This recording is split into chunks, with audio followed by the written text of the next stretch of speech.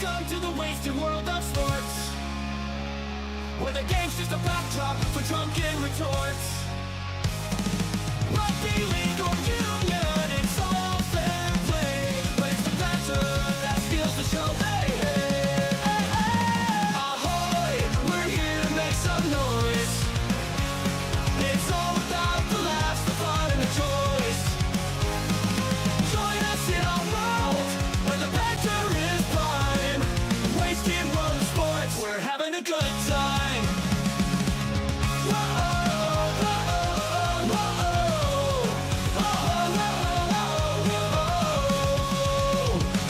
Scrums and tries, they're all well and good, but we're here for the jokes and 10 pass last from the kickoff to the final whistle blow.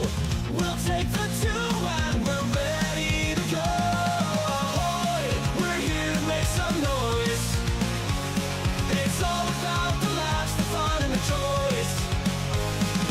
Join us in our world where the banter is prime.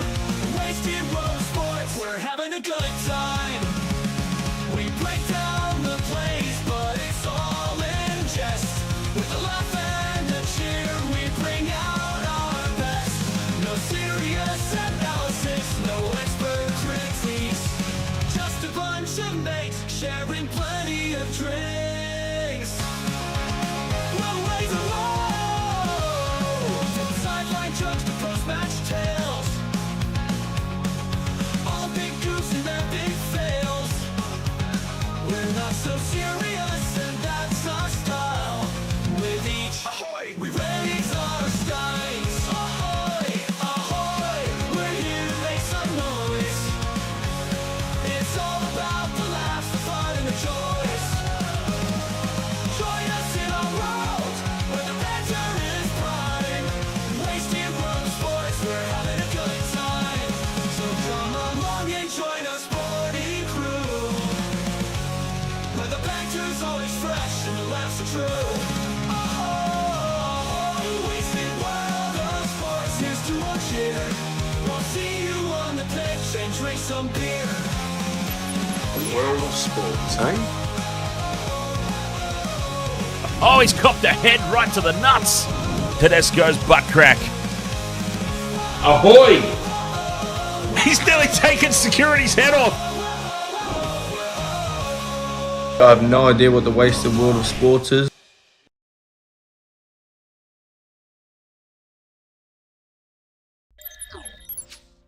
Ahoy, footy fans. Welcome along to your Sunday ticket here on the Wasted World of Sports.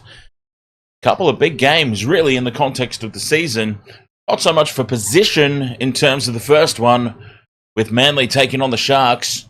Sharks are going to finish 4th no matter what, whereas Manley are fighting for a home final. And in my opinion, that's going to separate the two teams. Sharks have got nothing to play for. Manley are probably going to want this a whole lot more. Therefore, I see Manley being victorious. And UFC, probably the only thing that's really going to derail your cheeky little multi there of both games finishing 1-12 is Manley just wanting it so much more. If the Sharks fall behind at any point by a significant enough margin where you might suggest that the game's out of touch, then they really could drop off and Manley could run away with it big time. So that would be my only concern in that one. But on paper, it should be a really good game, this first one. Assuming that the Sharks keep up for the full 80 minutes. Should be a cracking contest. Both teams are averaging 26 points scored per match. Both teams leaking about the same amount of average points as well. The Sharks, quite surprisingly, are in the top 3 defensively.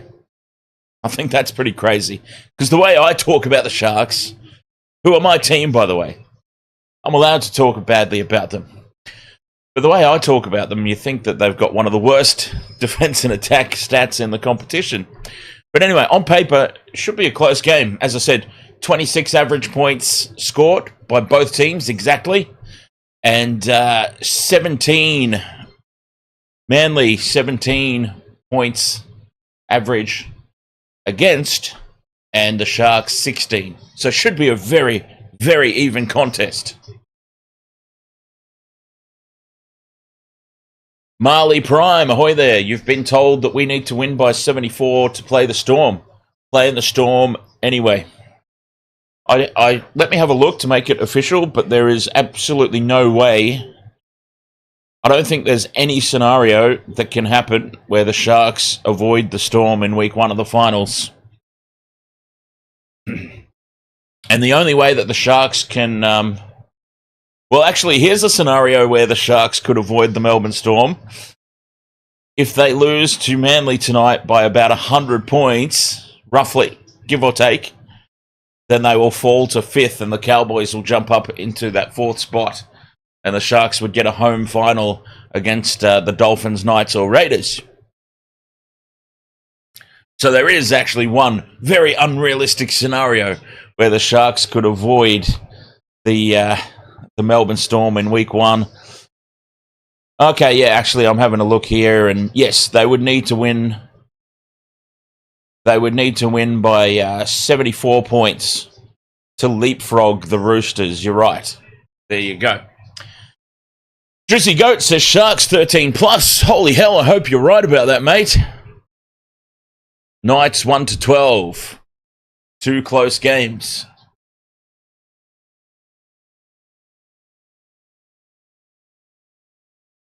Nico Hines has led the Sharks out onto the park. Oh, my same game multi, by the way. Sione Katoa, Lehigh Hopewade, Jesse Ramien. And I've comboed up there Holy Moly Olakauatu and Brenton Nikra for 4 legs. Fingers crossed on that one.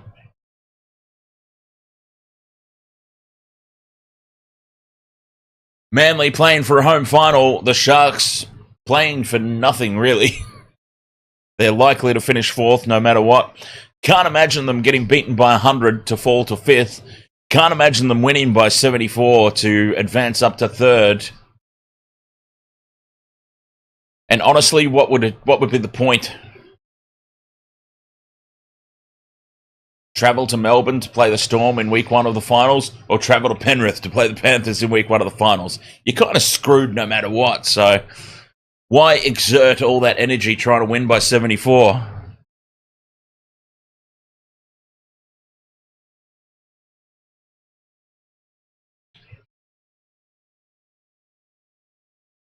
XJC, it would be travelling to Penrith to face the Panthers, but yeah, as I said, Sharks would have to win by 74 points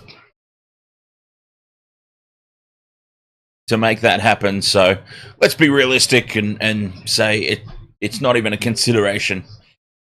If the Sharks are leading by, say, 40 points to zip at halftime, then maybe we can have these discussions seriously. But until then, it's all just a gigantic what if. These are indeed the Kings game in the last game before the finals, and this is kickoff. Manly get us underway, and the Sharks will have first use of it, and Royce Hunt, the Tigers bound Royce Hunt, charges from the back fence, and he's met by 3 aggressive Manly defenders.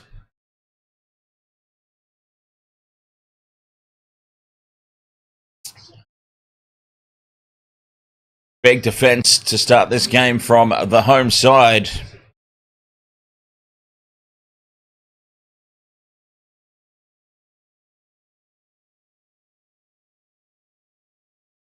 Play 4, and they've only just got past the 20-metre line. Manly well and truly up for this. They are playing for a home final. I mean, if that's not motivation... Yes, they're without Tommy Turbo, but they're playing for a home final, and if that is not motivation, I don't know what is.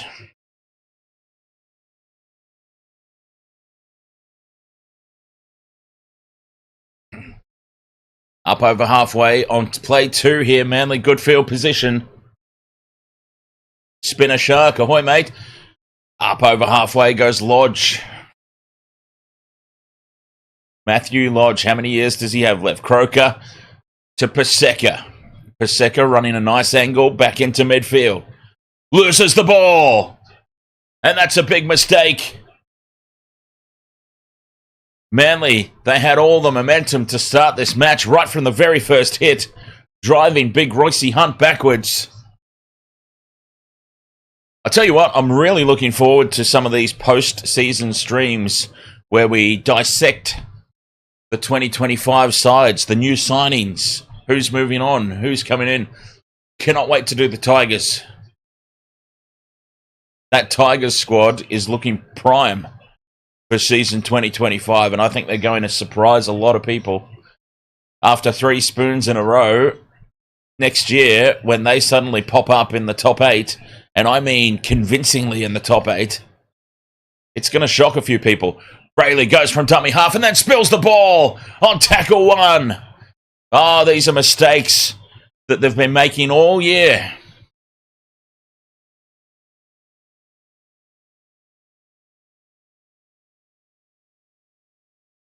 On play 1, a loose carry.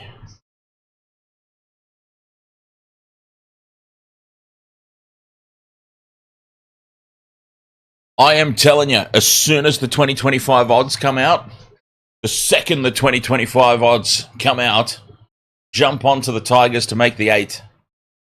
And if you've got some spare coin to throw a secondary bet, Tigers to make the top 4 even.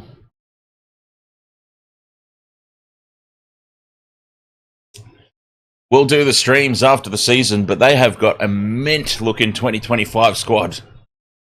Not suggesting that they'll win the premiership, but they will take a lot of teams by surprise.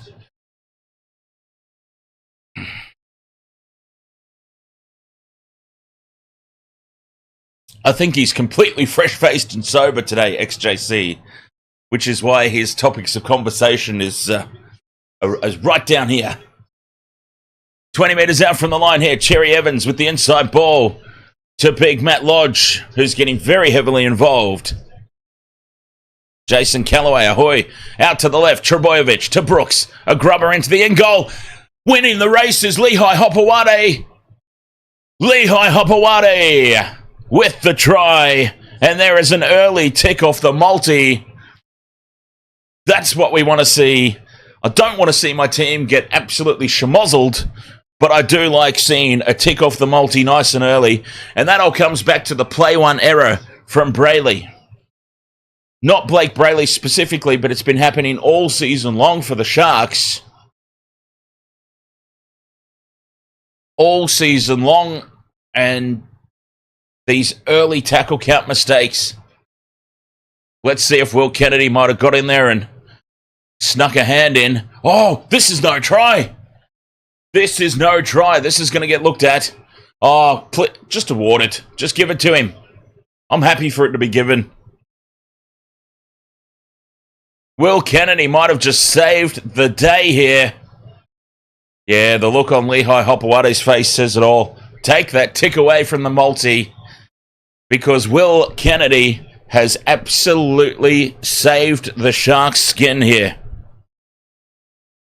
Just does enough, getting hands to the ball to tap it dead. Seeing it live, I thought for sure it was a try for Lehigh Hopewade. He thought it was a try as well, but you can scrub that one off. And the Sharks survive an almighty scare, and I reckon whenever this happens, that's the end of my multi, basically.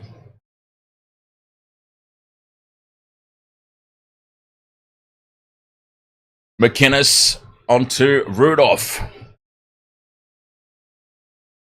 Quick play the ball. Brayley down the short side. Links up with McInnes again. Again, Brayley, some space around the ruck. He holds onto the ball this time, which is the most important. And a 6 again for the Sharks. Yes, they need to use this big time. They've got to let off. Get back down the other end and score. That's how you make a statement. Trindle in the number 6 this week. Off the hip to Wilton. They're 10 metres out now, the Sharks. Big lineup out here to the right. Trindle to McInnes. Hines out the back to Kennedy. Straightens. Creates the overlap for Sione Katoa to dance down the sideline and score the try. And it's a tick off the multi. Sione Katoa. A frantic start to this game. And I'll tell you what, he did his best to not score it there, Sione Katoa, flirting with the sideline.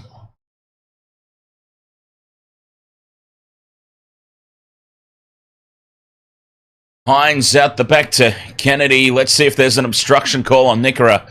Surely not.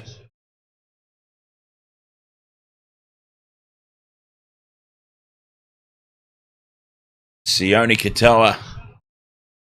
That's a defensive read from Brooks, and that created the overlap. 3-on-2, and it was just simple through the hands. And right there, I thought he had ballsed it up. But he plants it down just in the nick of time. Sione Katoa scores in the corner. 4-0. The Sharks. I will absolutely be streaming the grand final, Marley Prime. I'm looking forward to that blockbuster clash between the Storm and the Panthers. Very much. It should be an absolutely cracking grand final. Does the tipping comp extend into the finals? I believe so. It has in previous years, but in previous years, as Hines moves in from the sideline, strikes it well, but it fades away to the left right at the last minute, and it's an early miss from Nico. Yeah, but UFC, having said that, look, I'm going to say yes, surely it will. But then also in previous years, the tipping contest has also included the women's game, which it didn't this year. And there's also been a couple of other features that were once present that are no longer there. So, but I'm going to go ahead and assume yes. I would plan for the fact that it will be. And if it doesn't, then what can you do?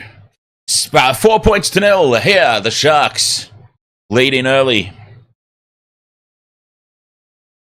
over the Manley Sea Eagles. Playing for a home final, of course. Sharks just playing for a victory. They need some confidence and momentum going into the finals. Because it's been a while since they've picked up a scalp. McInnes outside the 20. On play... outside the 30. On play 4. Fifth and last. Short of halfway. Hines gets the kick into space. Lurking back, though, is Falalo. And Clayton Falalo brings it back for Manley. UFC just wants to beat James. As Manley bring this out of territory, there's big Holy Moly up outside the 40. You know, it's funny just talking about UFC and how I always know when he is completely blitzed and when he's completely sober. I was just thinking about it then, and it's quite funny because obviously you guys would get to know me quite well. But I also get to know you quite well as I can from just text on a screen. And it's not something that you necessarily think of, I suppose. Anyway, just a random interesting fact. Blake, ahoy!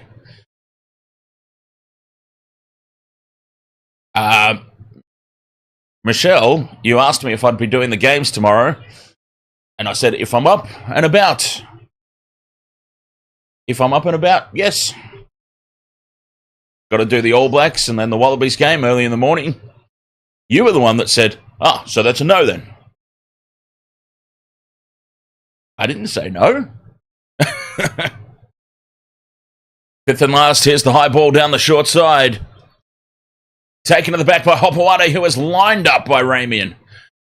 No, I fell asleep.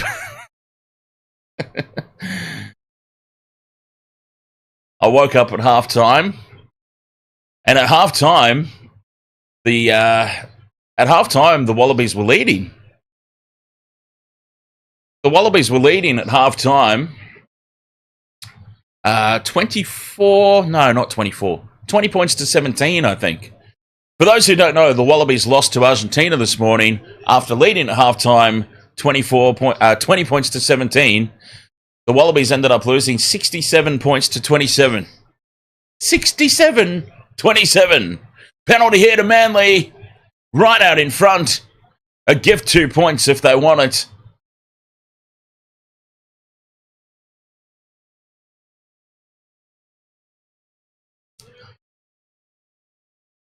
Katoa was grounded, got back up, threw the pass. And I have not seen a penalty for that since the grand final between the Panthers and the Storm in the Cameron Smith retirement. What would you call it? The Cameron Smith retirement classic.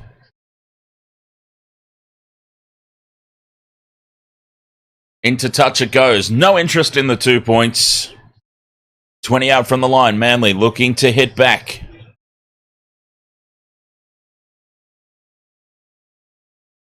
Bringing it back to midfield. DCE. Links up with Holy Moly. And Olakuatu's taken down. A metre out from the line.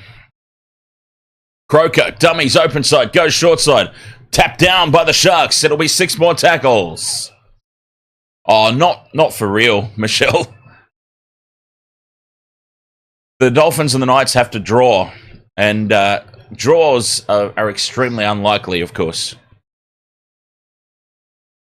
So, I mean, a chance for real, yeah. But, I mean, geez. Dummy and going straight through as Tommy Talau dives for the corner. And Manly do hit back. Tommy Talau, not in my multi. I got screwed out of my multi of Lehigh Hopewade.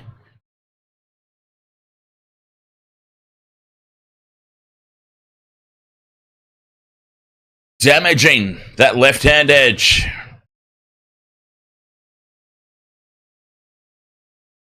Tommy Talau scores in the corner.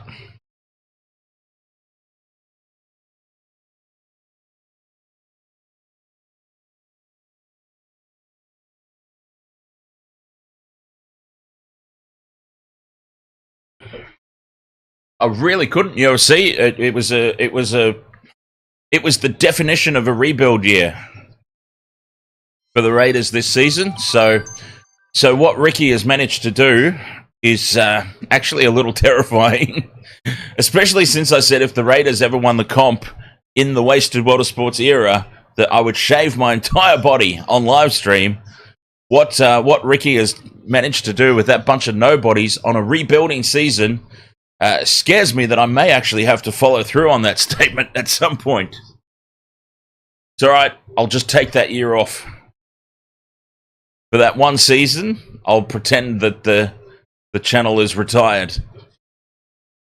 From the sideline, Ruben Garrick, a chance to do what Nico Hines couldn't down the other end. But once more, fades it off to the left. 4 points all.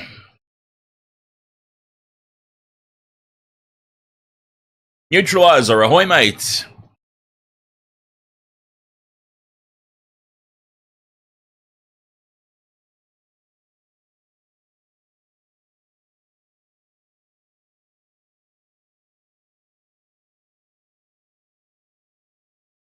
"13 minutes into this contest. All locked up, 4 points all. We said at the top of the stream in the pregame, both teams are averaging 26 points per game. Manly are averaging 17 points conceded per game to the Sharks 16. So it should be a very close game indeed, this one. Golden point potential written all over it on paper. Through the hands with an early shift on play one. Manly send it out to the left to the try scorer, Talau. Lawton up outside the 20 on play 3. This is good defense from the Sharks. Paseka, big human being. And the penalty to the home side. Late in the tackle count. These little coach-killing moments from the Sharks. This is what they've been doing all season. It's tackle 4. Not clearing the ruck. You just can't be giving away penalties late in the tackle count.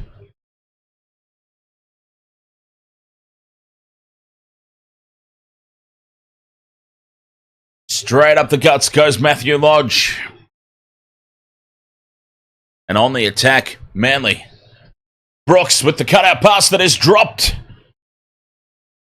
Carl Lawton was out there for some reason, and he spills the ball.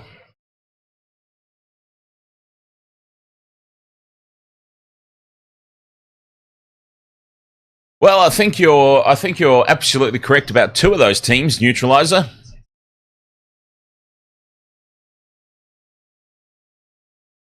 $4 points all, and Manley with on the back of a penalty and a piggyback upfield, come up with the mistake on tackle 1. Scrum down for the Sharks, 30 out from their own line. Mulitalo takes the first hit up. Welcome back to the team, Mulitalo, even if it is at the expense of Stone Street.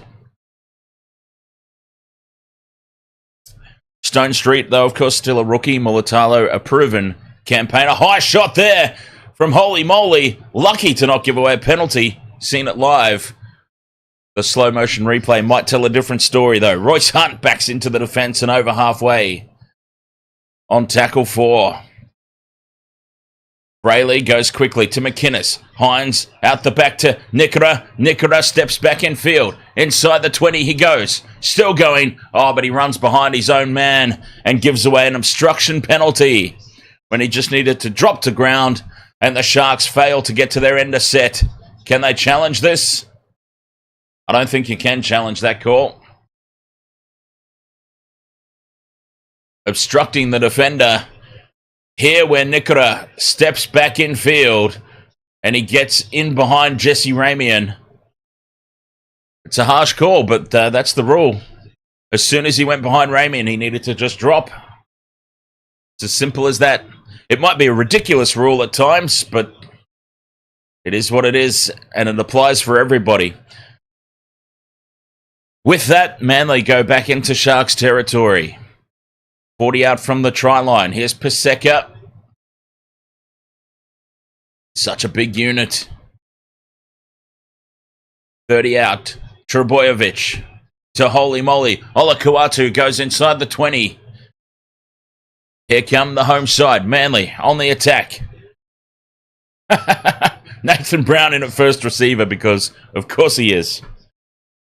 5th and last. 20 out. Cherry Evans. A little dink in over the top for Mulitalo to get up and compete with Falalo. And Clayton Falalo has won the battle in the air.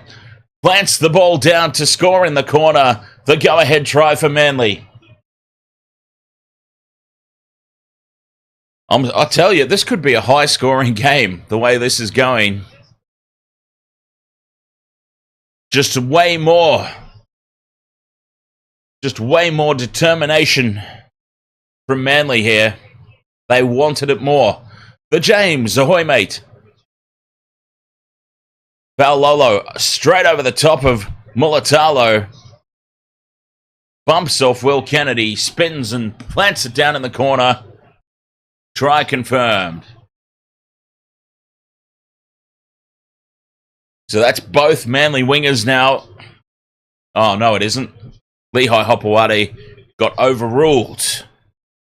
And overruled my multi. Ford Wariri. You changed your vote from Knights to the Dolphins getting in the 8. How is that going anyway? The poll. 57% say the Dolphins, 20% say the Knights.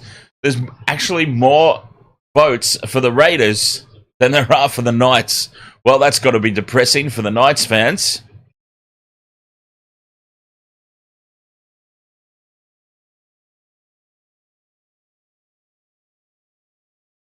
I've already said multiple times, Marley, my grand final, Storm versus Panthers.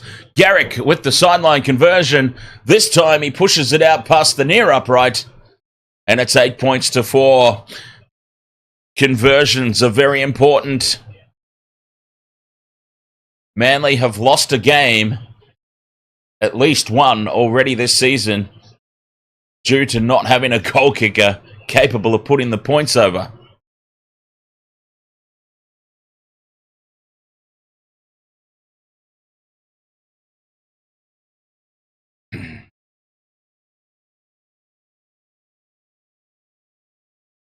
21 and a half minutes remaining in the first half.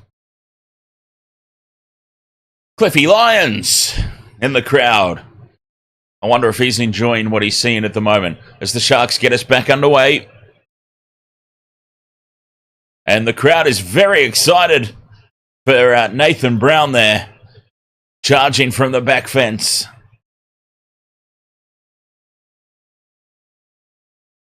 He loves to wind up from those kickoffs, Nathan Brown, but he also loves to get in at first receiver and completely slow the play down.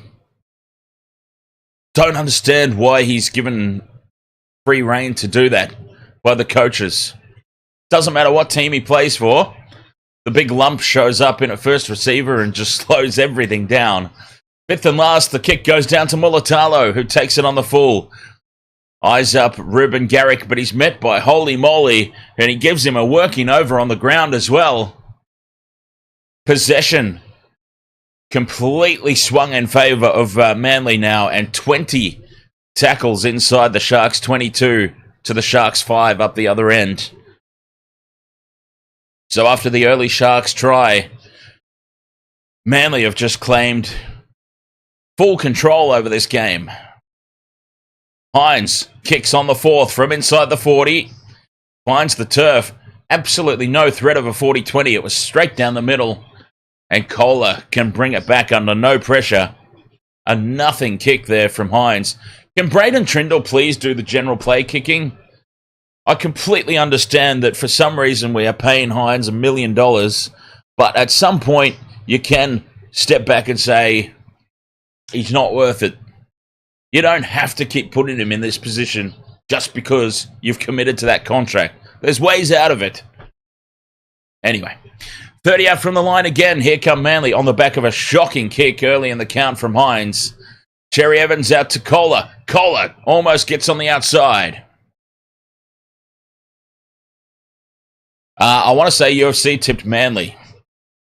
Cherry Evans kicks for the short side. Hopoate's up, contesting the ball with Sione Katoa.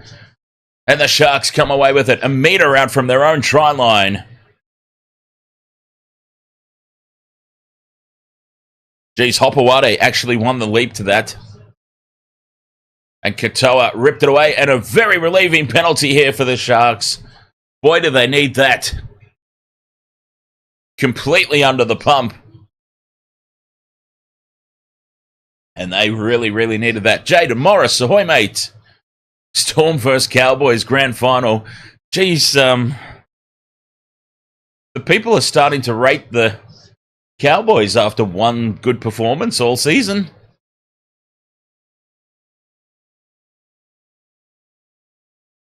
Can I just very quickly put this into a little bit of perspective? The Bulldogs were without Matt Burton, without the Fox, without Bronson Sherry, without Gerald Skelton, 4 regular starters. They had a one winger on debut, one winger who had played 15 minutes of first grade NRL before that game. I wouldn't be getting too carried away with that performance from the Cowboys against a severely understrength Bulldogs. It was a great performance, and you can only play what's in front of you. But people now suddenly having the Cowboys pop up in the grand final. I just want to put that victory the other day into a little bit of perspective. They haven't suddenly become grand final favourites. Trindle, dummies, pops the pass out looking for Ero. It sits up though for Mulitalo, who dives for the corner. And Mulitalo hits back for the Sharks.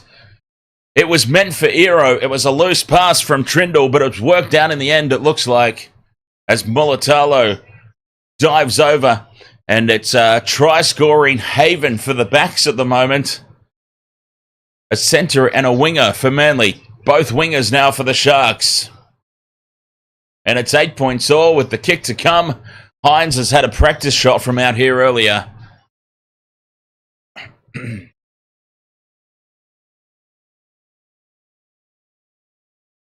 That pass was completely meant for Keel Ero. But it ends up with Mulitalo. Try confirmed, 8 points all. And James, yes, I believe it does. It always has in previous seasons.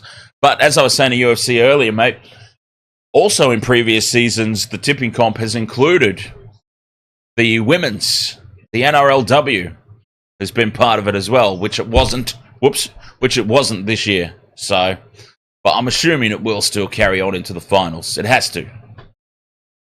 So yes, if you're part of the Wasted World of Sports tipping contest, do not tap out after this round. It should be going into the finals. Hines had a sider from out here before. He has adjusted perfectly, and he puts this one right down the middle for the Sharks to lead.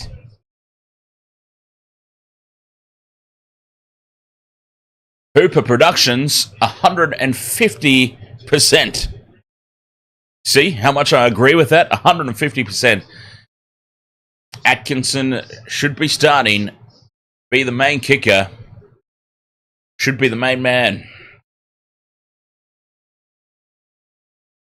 I could cop Hines in the number 14 role.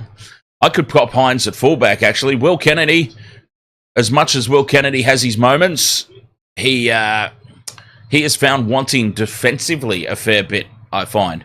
Nico Hines, when he was filling in for Pappenhausen down at the Storm, started to make a name for himself as a fullback fill-in for Pappenhausen. So I would actually seriously consider my halves pairing being Atkinson and Trindle. Kennedy can work on his defence for a little while, and Hines can go play fullback.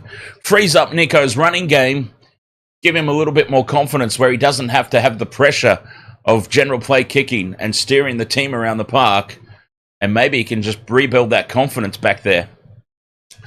Anyway, Sharks with the ball on tackle 4. Here's Eero stepping back in field. Fifth and last, just inside Manley territory. 56-metre gain off that set. Trindle in midfield. Puts the kick high. Contestable for Kennedy, who times it perfectly to put pressure on Kohler. And Coca-Cola's taken down. 10 out from the Manley try line. They've wrestled some momentum back very successfully here, the Sharks. Opawade beats the first tackle.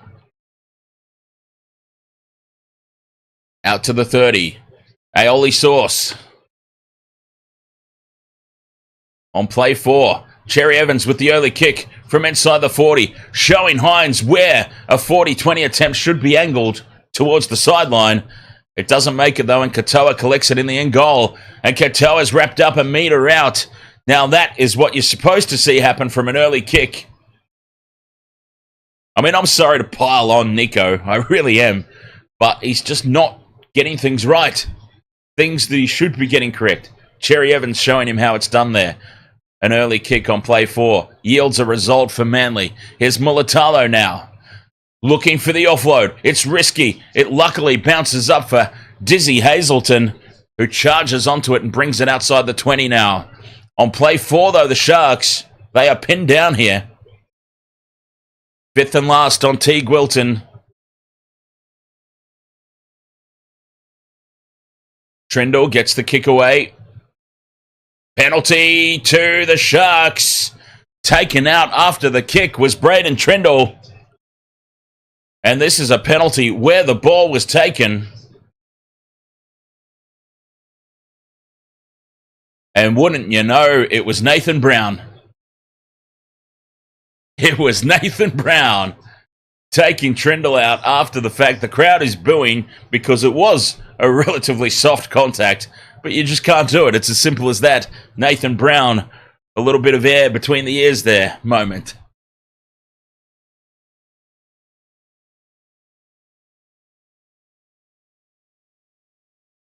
Time back on. Brayley will tap and go here to McInnes.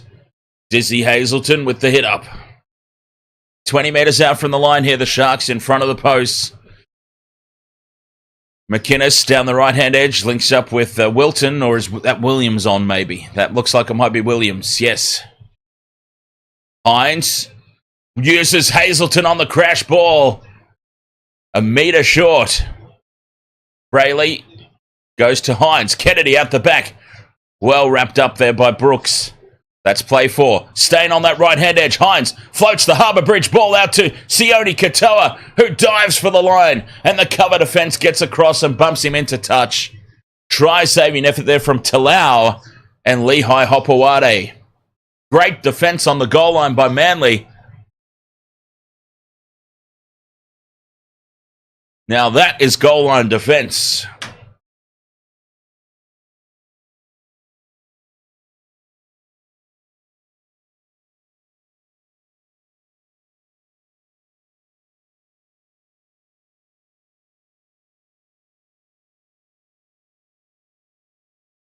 No try.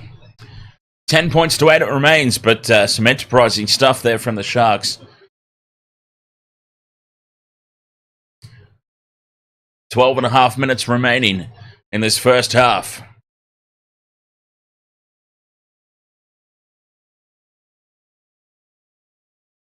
Three errors apiece. Interesting. It feels like the Sharks have made a lot more. 7 tackle set incoming. What can Manly do with this? Well, Nathan Brown can get himself involved in at first receiver, which completely nullifies any potential of that play. I don't understand why he's allowed to do that. I really don't. Garrick fends off Ero. Ero comes back at him and puts him over the sideline. Massive defense there from the Sharks.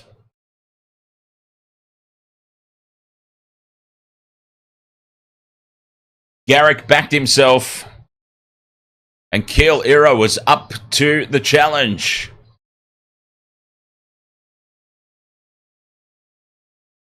Oh, he loves to count his chickens when it comes to the tipping, doesn't he, James? He gets very lippy.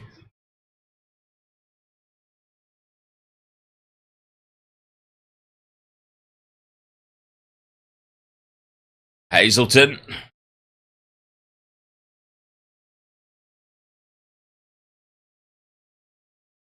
Up over halfway with Williams now, the Sharks. Back in possession.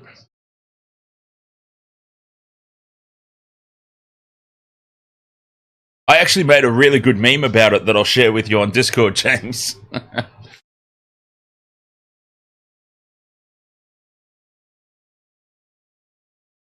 I'll see if I can find it quickly. McInnes pops it up here for Williams. Sharks go out wide to the right. Harbour Bridge ball. And it was a huge Harbour Bridge. Katoa runs back in field. Kennedy puts the kick into the end goal. Needs it to sit up. It does. It's a goal line dropout.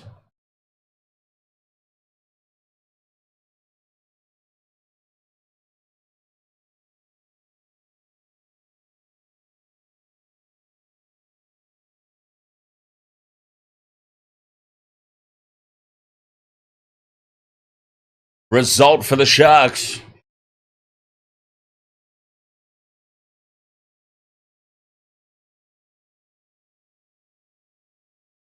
Manley with the short restart taken by Kennedy.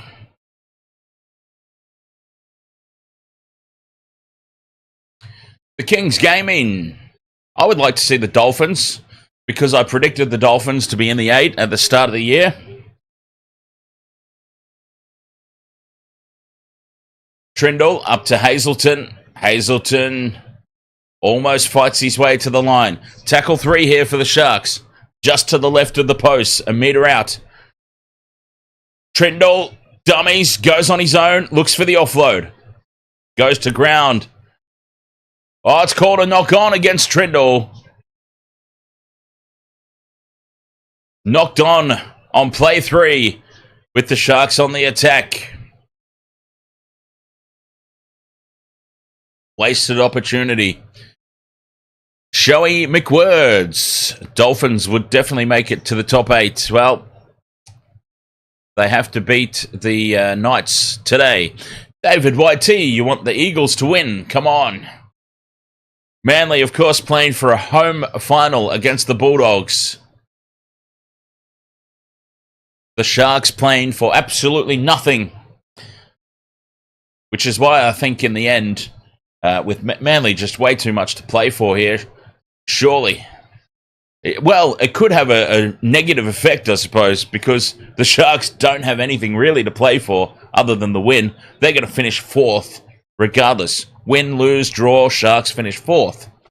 Manly are playing for a home final. So as much as I say that should give them the determination and the will to win so much more. But it could also have a negative effect. It could actually put the pressure on them too much. Kick from inside the 40. Angles towards the sideline, but Sione Katoa is back for the Sharks. And with 8 minutes to go till half-time, 10 points to 8. Katoa goes to ground, 12 out from the Sharks' try line.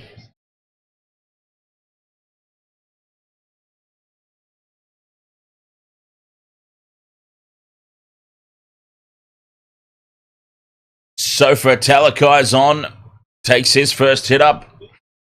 And Brayley goes quickly from dummy half, catches them napping. Some meters in and around the ruck there for Brayley. Williams now onto Ramien. Ramien pops the pass back infield. Nikora brings it back towards the middle of the park. Fifth and last now for the Sharkies. 40 out. Trindle puts the kick up. Contestable. Mulitalo flies through. Well taken by Clayton Falalo. The crowd appealing for a penalty.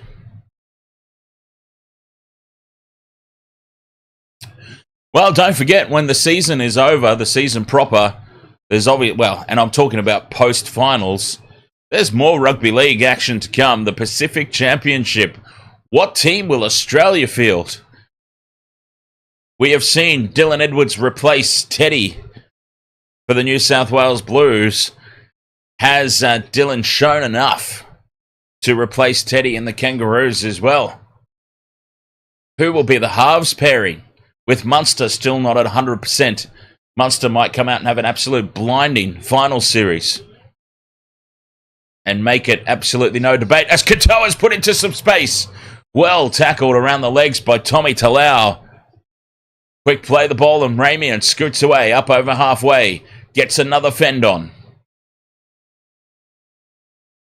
How many players, how many superstar players will commit to Samoa or Tonga or New Zealand? The lure of the Kangaroos jersey is not what it once was. Talakai. Inside the 30 go the Sharks. Hines down the right-hand edge to Trindle. Dummies. JJ, ahoy mate. Brayley again down the short side. Hines to Nikora. Nikora throws a no-look pass in field. Hines scoops it up for Kennedy. It's the fifth and last. Hazelton back to Kennedy. Numbers to the left here for the Sharks. Trindle kicks through. It's tapped down by Manley. Oh, that was the wrong option there, Trindle. I'm sorry. Scrappy fifth tackle play by the Sharks, and Manley are off the hook with a penalty to boot now, adding insult to injury.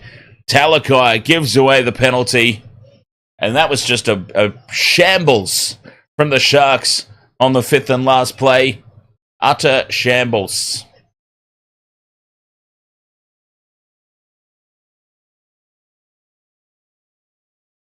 The kick to touch from the penalty doesn't find a lot of distance. Oh, God, he's getting chirpy about next year's tipping contest now. I love it. You haven't started drinking by any chance, have you, USC? Through the hands now, Manley send it out to the left.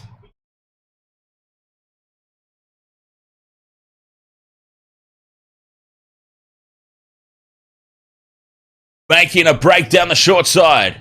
On tackle 3, the ball is loose out the back. Jakey Trbojevic goes back for it. Coca-Cola's there for the offload. And just decides to settle things down on the halfway line in the middle of the field.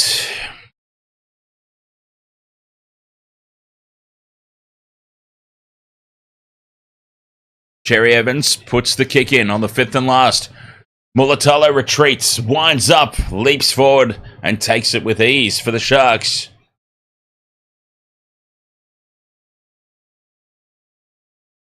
Hero bumps off 1, bumps off 2, goes through a third.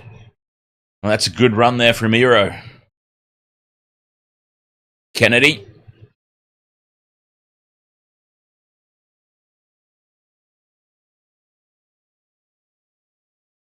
At halftime, I'll give, if you like, if you're happy for me to do so, UFC, just harking back to the conversation I had earlier about how you guys get to know me pretty well, but I also pick up a thing or two about people in the chat room.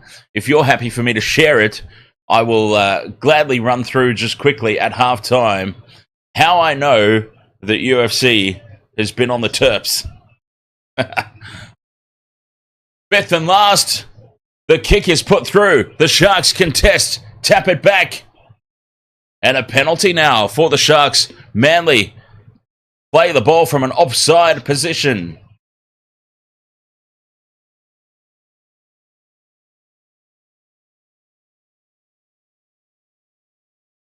Do they take the 2 here with 3 minutes? No, they don't. They tap and go. I didn't even get that sentence out before they tapped and gone, the Sharks. Hazelton on tackle 1. 5 meters out from the line. Bradley goes right to Hines. Kennedy inside ball to Nikita. Back to Ramien. Ramien gets the fend on Brooks, but Brooks comes back at him. And with Talau, they put him down. Down the short side goes Kennedy. Dummies. Goes on his own. Just short of the line. Oh, he caught them napping there, Kennedy.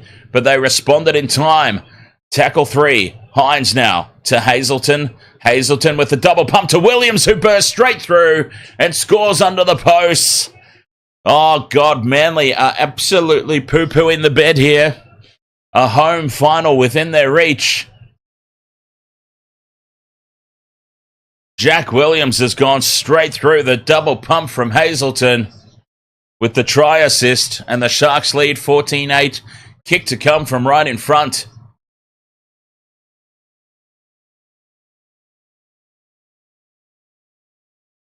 Going into halftime, carrying all the momentum here.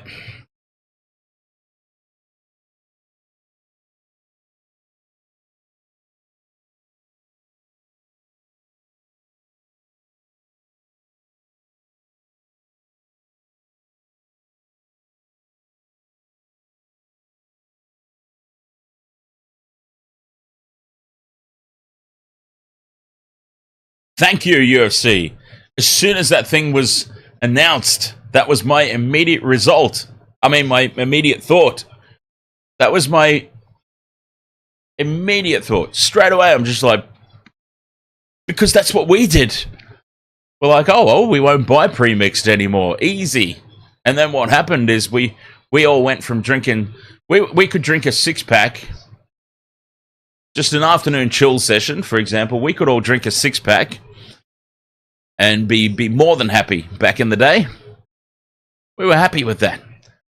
6 would do it for us. They put the Alco Pop tax in, and that's exactly what happened. We went, it's not worth it. It's not worth buying a 6-pack. So we switched to bottles and would mix ourselves. We've gone from drinking a 6-pack a session to drinking a 700ml bottle without even realizing it. And they tried to claim it wasn't all about money. It was about health and looking after our young.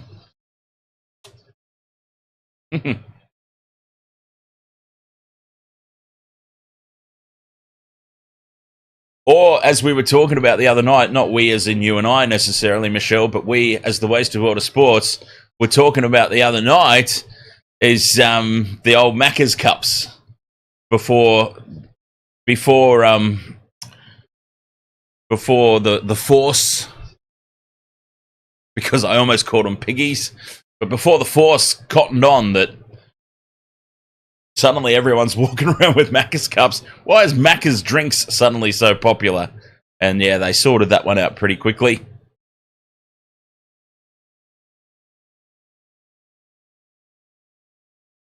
Halftime here. 16 points to 8. The Sharks taking the lead into the break.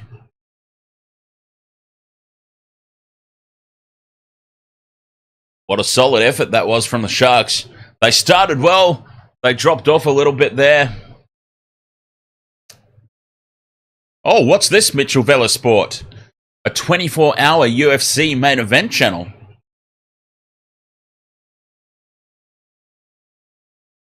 We'll certainly be looking to cover some more UFC events in the future.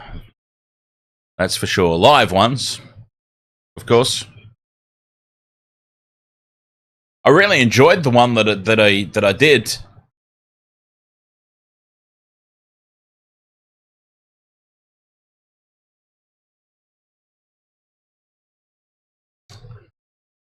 And I think it's got good crossover potential.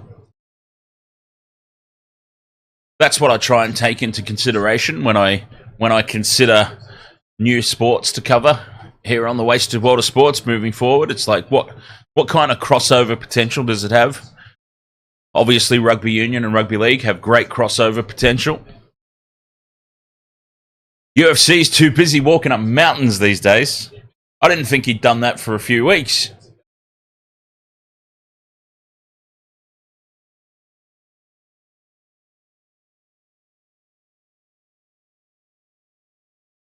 Anyway, so I was talking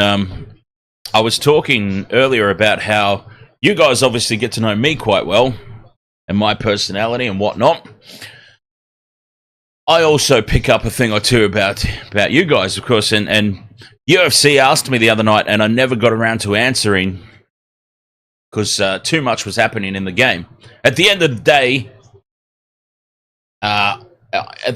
I'm not necessarily ignoring your questions. It's just something will happen in the game, and obviously I have to put my focus on that.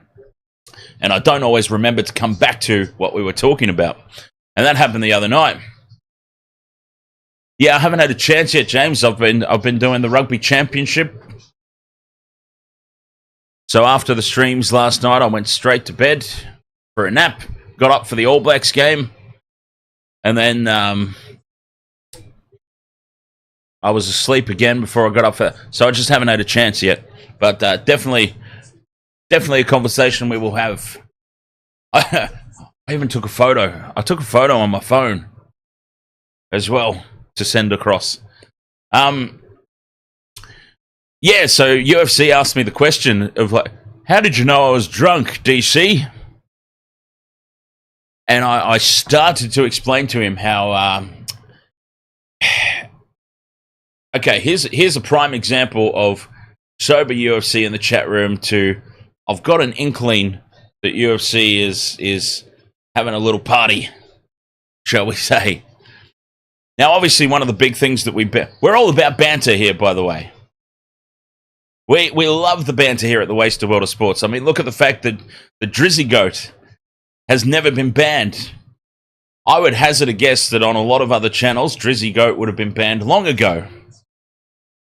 When he comes in and fires up over tips. But we love the banter here, right? And UFC loves to partake in the banter himself.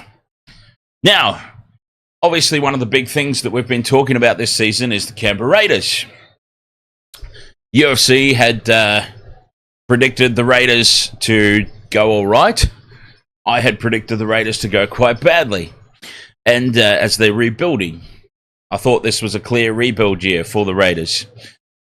So, here's how I know whether UFC's having a party or not.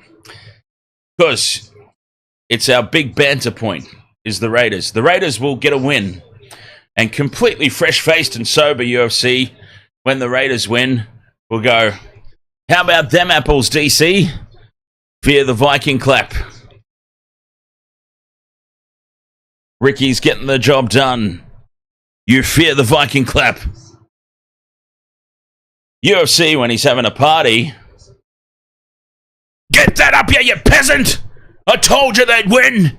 I told you! Yeah! So, it's the same banter, it's the same point, it's turned up to 1,000,000. That's how I know. Alright, Wasted World of Sports, halftime here, 16 points to 8. In favour of the Sharks. I'll have myself a quick break. And we'll be back for the second half action after this. And don't forget, of course, coming up straight after this one, Knights versus the Dolphins. The battle for 8th spot. And should they both completely balls it up and we get a draw, I should say, then Raiders, Ricky's Green Goblins will have pulled off a miracle. But, of course, the odds of a draw are just insane. So we'll talk about that, should it be happening a little closer to full time. What am I doing? Half-time break. All right, be right back after this. Cheers.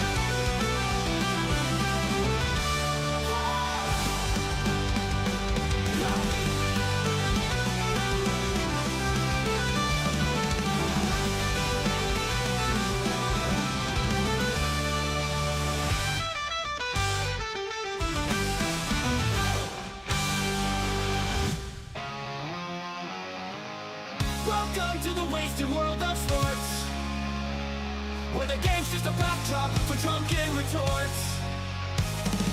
Rugby league or union, it's all fair play, but it's the banter that steals the show. Hey, hey, hey, hey. Ahoy, we're here to make some noise. It's all about the laughs, the fun, and the choice.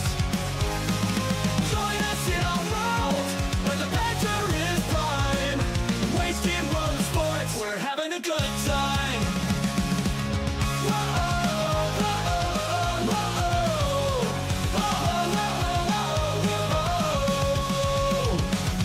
Scrums and tries, they're all well and good, but we're here for the jokes and tank pass last from the kickoff to the final whistle blow. We'll take the two and we're ready to go. Ahoy, we're here to make some noise. It's all about the laughs, the fun, and the choice. Join us in our world where the banter is prime. Wasted world of sports, we're having a good time. We break down the plays, but it's all in jest.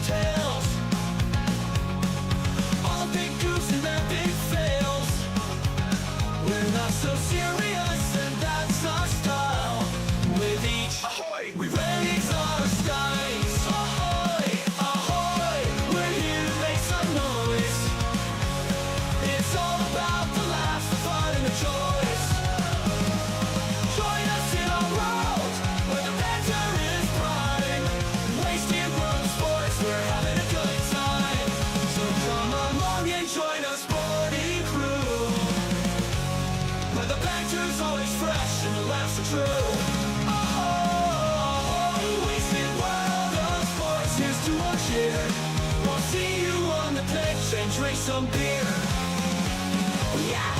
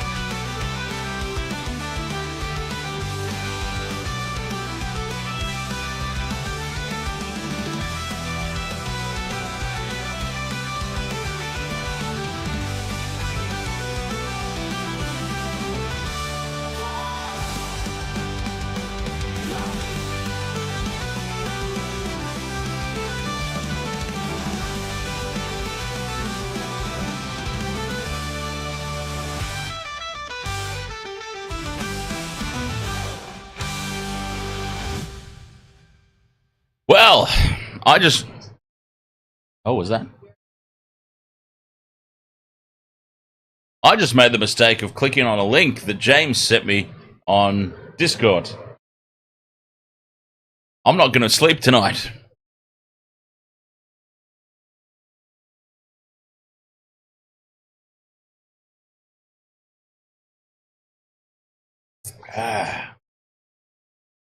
That's all I'm going to say. No one else needs to see that. Or maybe everyone needs to see that. Maybe everyone needs to see it now that I've had to go through it.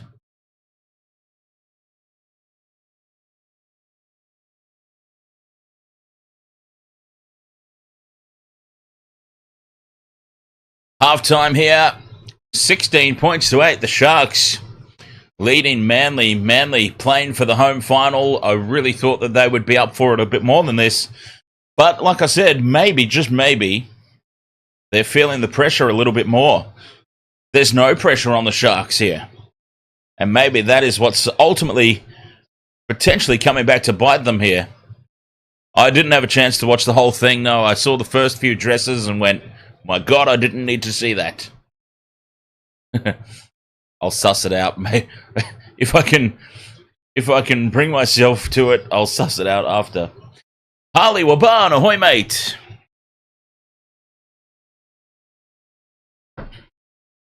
Teams back out for the second half.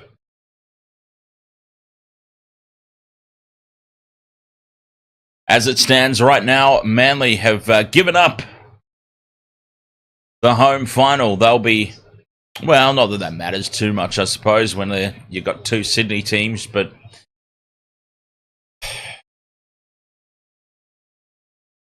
I'm sure they would have loved to have had a home final here at Four Pines.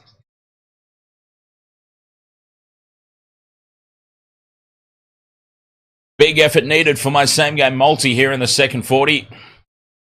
It started off very well, but it turned south pretty quickly after that. My same game multi suddenly not looking so impressive.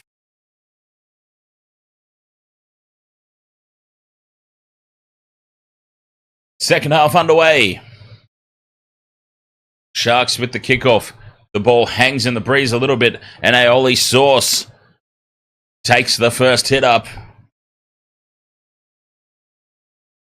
8 points is absolutely nothing in a game of rugby league. As we know, they could run this down very quickly.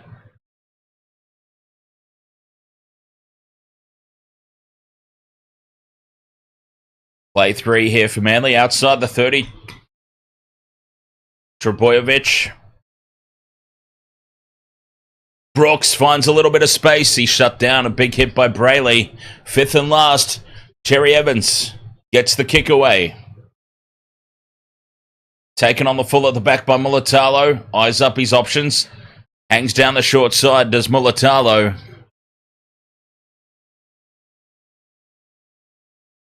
Hero.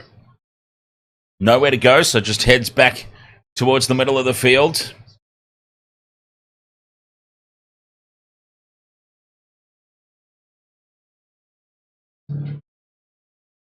"30 out from the line." From their own line, that is. The Sharks now up to the 40 on play 4. Just nipping off 10 metres at a time here. Williams up to halfway. Fifth and last. Williams has obviously worked on his ball handling throughout the course of the week. Fifth and last. Trindle puts it high. Contestable kick. Flying through is Mulitalo. But it's taken by Clayton Faulalo, who has done extremely well in the air.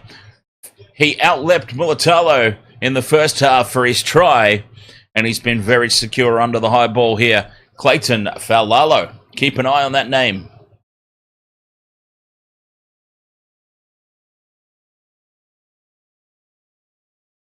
I wonder if he's in the team essentially for Tommy Turbo. I don't recall ever saying his name before in commentary, because Coca-Cola's shifted to fullback in Turbo's absence.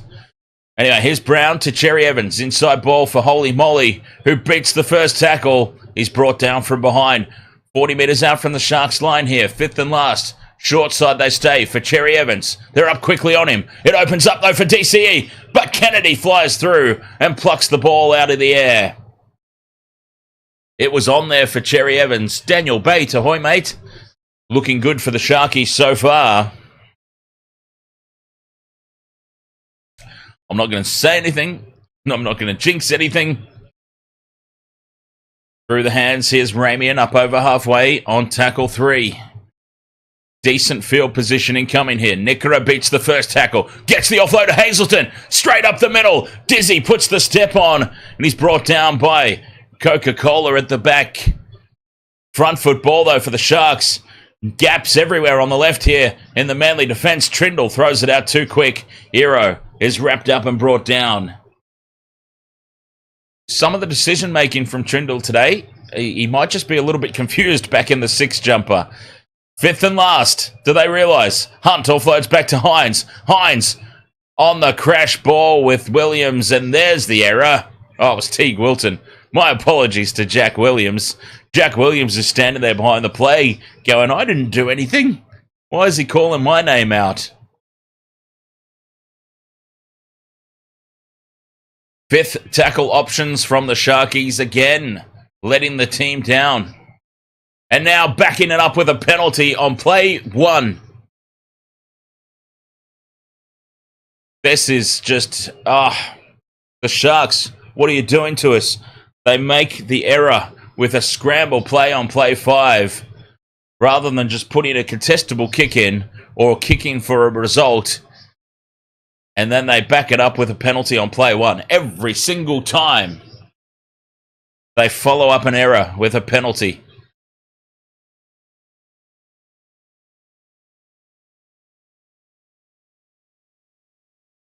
Manley, clear up to the 40. Olakawatu's been kept relatively quiet as of late. Big holy moly. Plays the ball on halfway though. Tackle 2. Here's Aioli Sauce. Stands in the 2-man tackle. Now he drops to his knees. Brown out to Brooks. Brooks pops it up for Lawton, stands, is allowed to play on. Lawton goes, copped one high here from Jesse Ramien. Tommy Talau takes offense to it. There's some push and shove and some shirt grabbing. Ramien could be in big trouble here. And that puts my multi in even more jeopardy.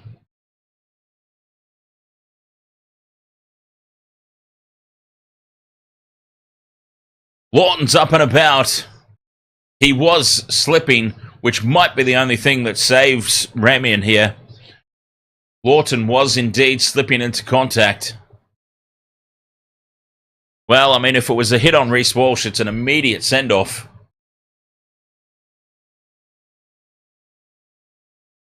It has been made to look a lot worse than it actually was.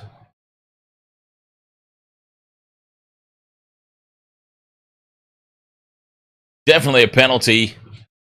I mean, look, 10 minutes in the bin wouldn't surprise you, but I think it's going to be just a penalty. Oh no, he's getting called out here, Ramien. He'll go on report. He'll have a sit down for 10.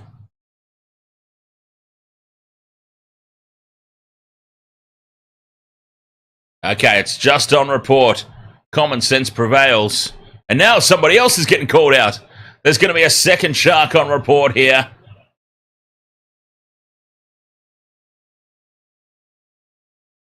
Daniel Bates says, just a heads up, Dan, when I'm back working, I'll get a membership and buy a Take the 2 tea if still available. Love the streams, boss. Cheers, Daniel.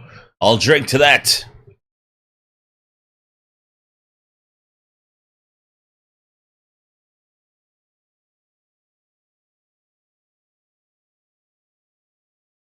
Penalty to Manley for the high tackle.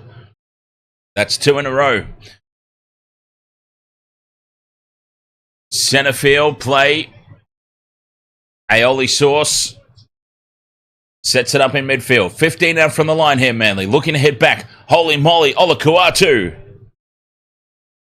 takes it inside the 10. Big run from Holy moly. Cherry Evans left to Brooks. Out the back it goes to Coca-Cola. Taken down a couple of meters short from the try line.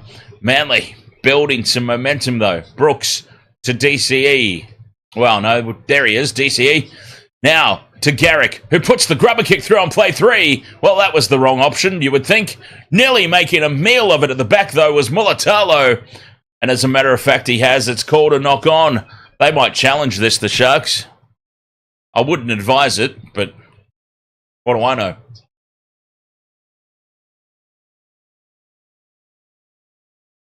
They are challenging. The call is that Mulitalo has lost it into a Manly player. He did regather it. But the call is it's hit the Manly player first, therefore making it a knock-on.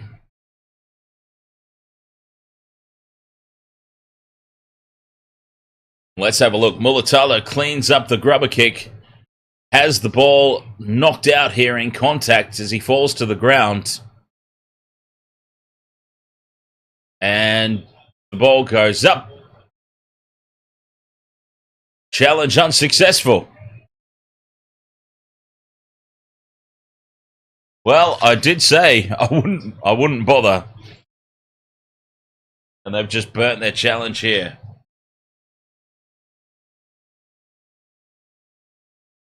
Manly with all the momentum here in the opening 10.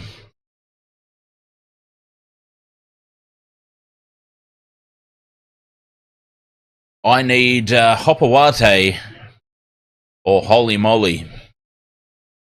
Either one will do. I'm just having a look at this on replay. They made the call very quickly, did the bunker.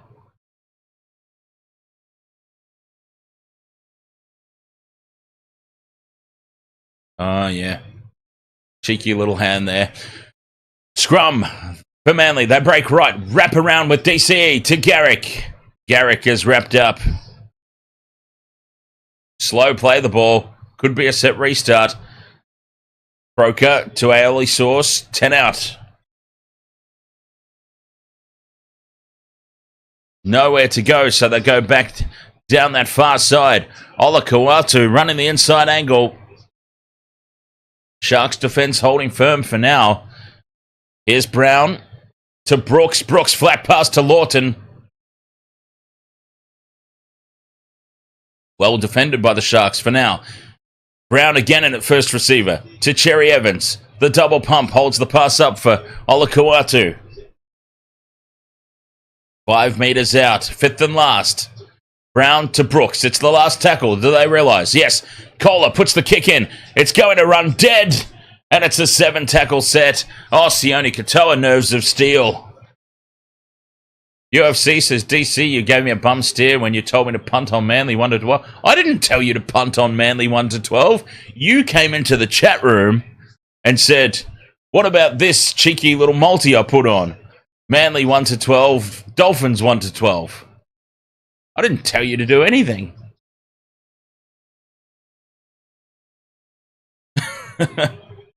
You asked me my opinion on something you had already done.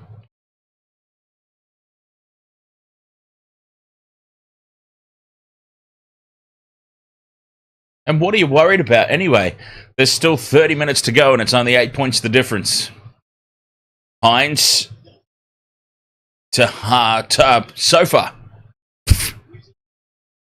Down the short side here, the Sharkies go. Trindle, cut out pass to Ero. Ero draws in the defence and sends Mulitalo away down the sideline.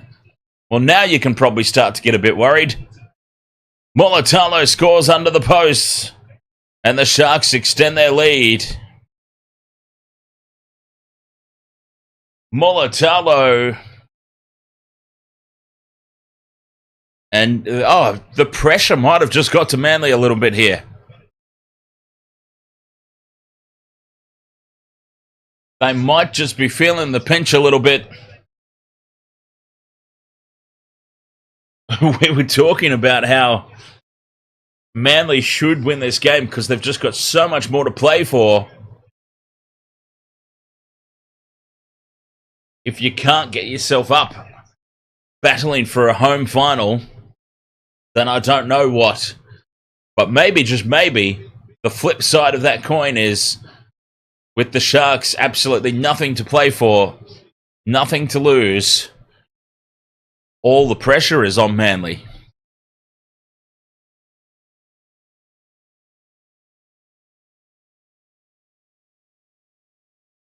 They could just be feeling the pinch a little bit. Ads says put a line through Manly. They're making up the numbers at this point.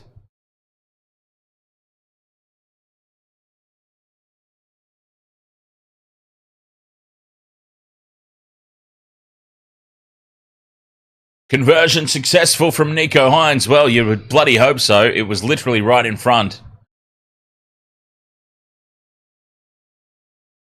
And the Sharks lead 22 points to 8. 30 minutes remaining. Mind you, I should have known that this was coming because the Sharks always play well when I tip against them. For some reason, they hate me as much as I hate them. For some reason, my own team hates me as much as I hate them. And whenever I tip against them, the sons of bitches win. Michelle says, last night a Brisbane Lion missed from in front, hit the post. That's hilarious. Did somebody put the commentator's curse on? I'm going to do a whole segment of Generations one day with the old Panther about commentator's curse. Because I know that we've done a few here on the Wasted World of Sports. And there are some absolute crackers. I believe it was Tony Gregg who did one of my all-time favourites. Tony Gregg, what a commentator.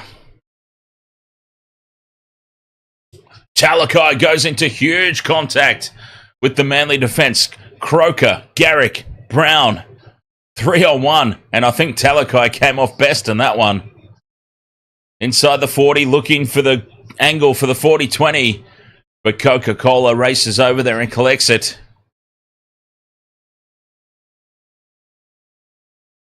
Plenty of time left for Manly, but they need to wrangle this momentum back.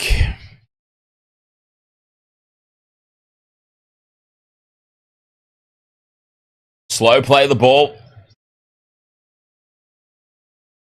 rocked backwards in the tackle. The Sharks' defense is up for it at the moment. They definitely are riding this wave of momentum.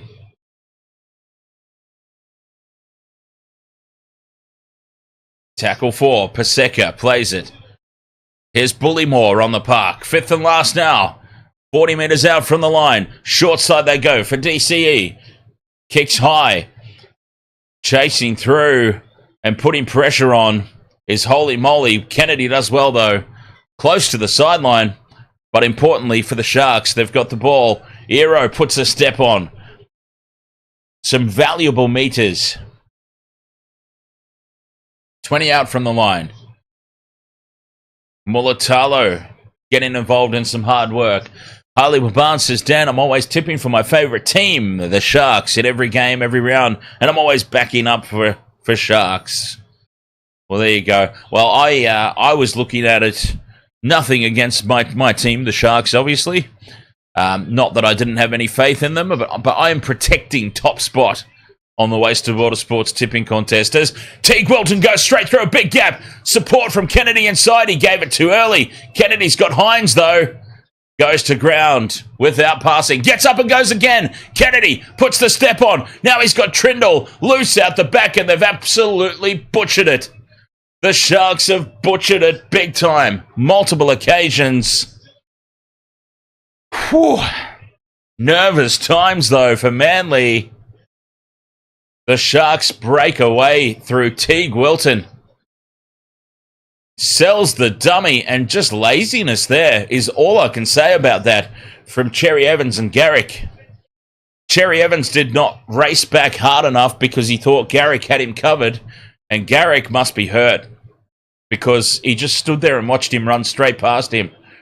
I can only assume that Ruben Garrick is carrying some sort of injury at the moment.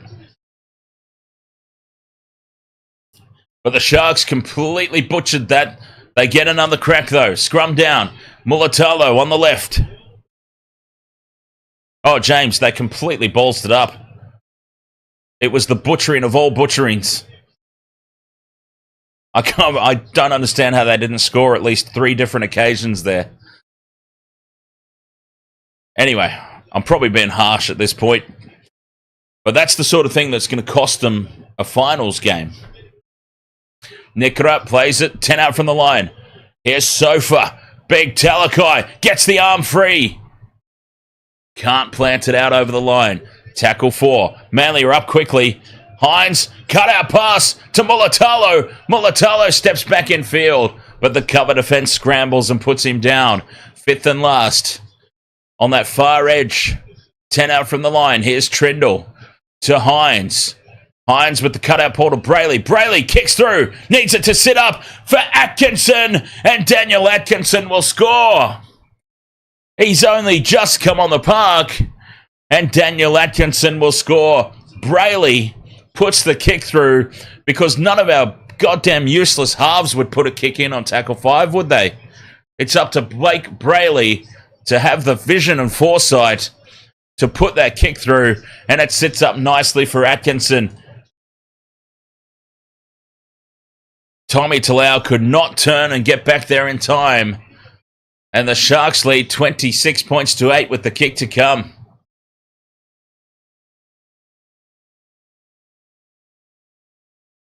Can we please tear up Nico Hines' contract? Throw everything at this kid. Daniel Atkinson. What a find.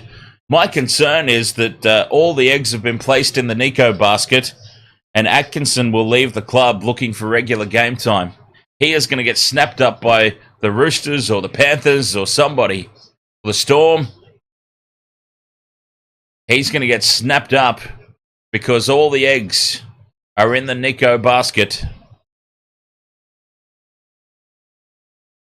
And unfortunately, for the Sharks, Atkinson is just delivering way more than Hines is. Conversion successful. And the Sharks lead this 28 points to 8. And surely not even the Sharks can balls this up from here. Surely.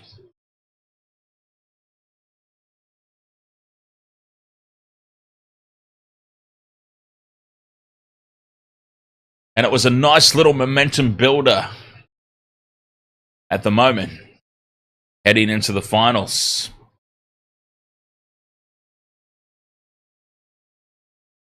If they score 50 more points, they'll leap up into third spot. Manly get us back underway. They have really let a golden opportunity slip here. The Sea Eagles, a home final was beckoning. The Bulldogs, a very under-strength and depleted Bulldog. An error on play one, and of course it's tits for hands Williams. He was overdue an error, and that's a biggie. They've just opened up a 20-point lead. Let's drop the ball on play one and give it back to them. 10 out from our own line. And of course it's old mate tits for hands Jack Williams. A regular culprit.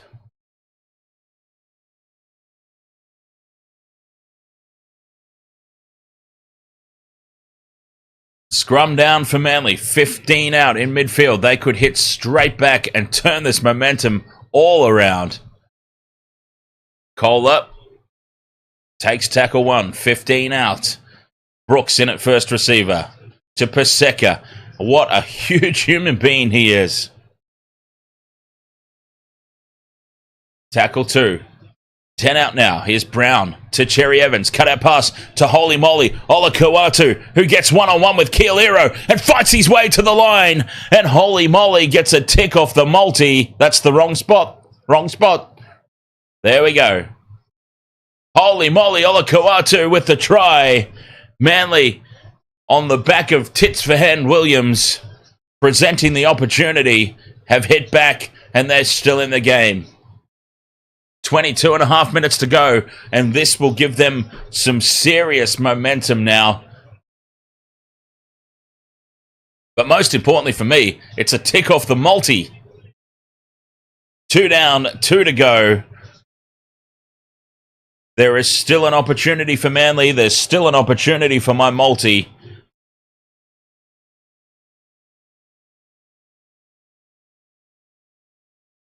I'm slightly more concerned at the moment about Ruben Garrick, James.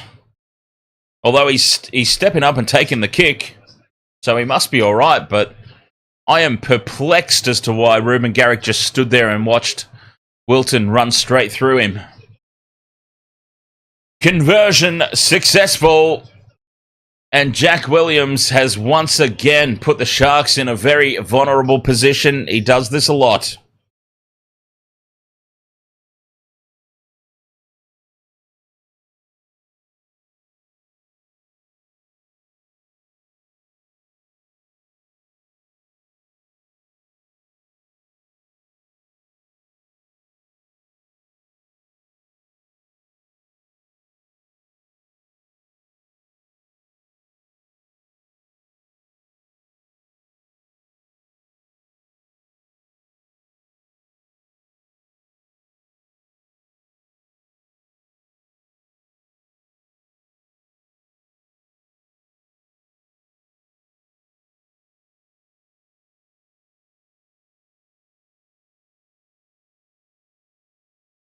All right, 28 points to 14.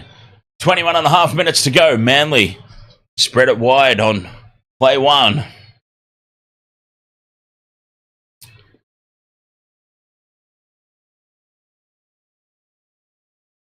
Brandon James, ahoy mate, keen to see how this goes.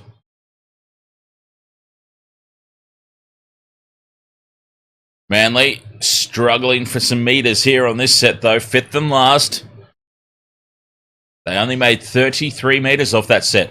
Cherry Evans from inside the 40. Straight down the gullet of Will Kennedy, who brings it back now to the 20 meters line. Shark side of halfway. Jaco Robertson, ahoy mate.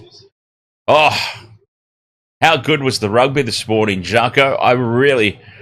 My team didn't get the win, but I really enjoyed. That was good old-fashioned quality, brutal test match rugby between the Springboks and the All Blacks this morning.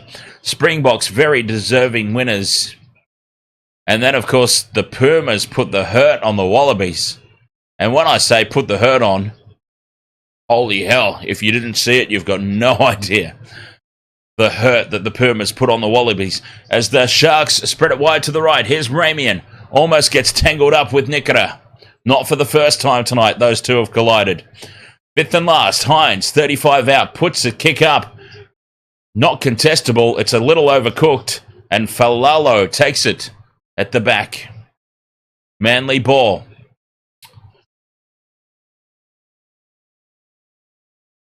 Inside the last quarter. Manley looking very flat. I would have thought that they would have really used that try, that gift that was given to them from Tits for Hands Williams, and really sort of had a little bit of a run at it, but they're very flat here.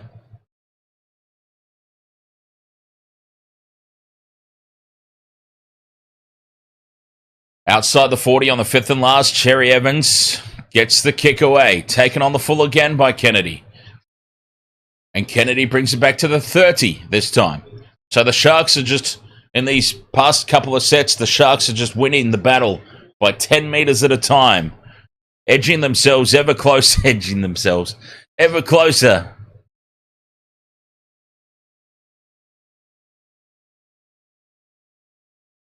"40 meters out from their own line. Here's McInnes up to halfway. Trindle to Hines. Hines cut out pass to Ero. Ero takes them on, bumps off one, but then runs into Olakau'atu. Now that's a brick wall and a half to run into. Fifth and last for the Sharks, 40 out. Trindle puts it high. That's a great kick. Much better than anything Hines has put up. And Kohler comes down with it. Manley will need to score, I reckon, in the next, let's say, 5 minutes. If there's 13 minutes to go and it's 28-20, I am not writing them off. Though they do look absolutely gassed. For some reason, they do look completely gassed here, Manly, in fairness. Fifth and last again. Only out to their 40. 22 meters gained this time. Yeah, they're absolutely tanked, aren't they? Cherry Evans takes the kick. Taken on the full by Kennedy, who brings it back to the 30 again. And beyond. The Sharks are just, yeah, they're winning the territory battle here. The last 3 sets, Manly have made 40 meters, 30 meters, 20 meters. The Sharks are just slowly but surely pushing them further back down their own end of the field.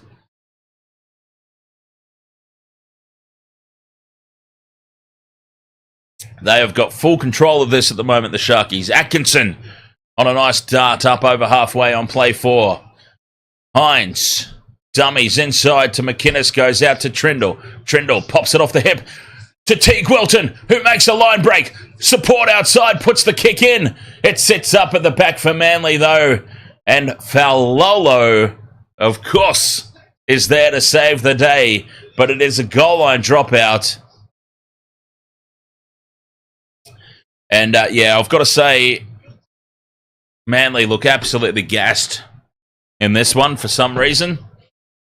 A home final to play for, and they have just not got themselves up for it.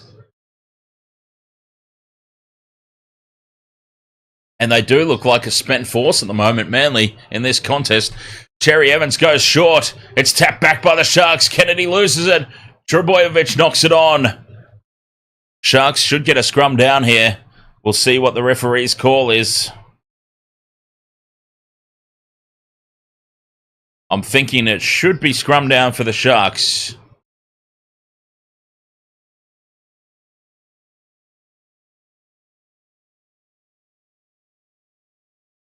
Rebecca Tanakahari. I feel dumb. I was thinking Raiders couldn't get to the finals because of scoring points, but I realise they can only get to the finals if Dolphins and Knights draw. From the scrum, here come the Sharks. Ramien puts the fend on. From dummy half, Katoa falls over, gets up, runs back towards the posts.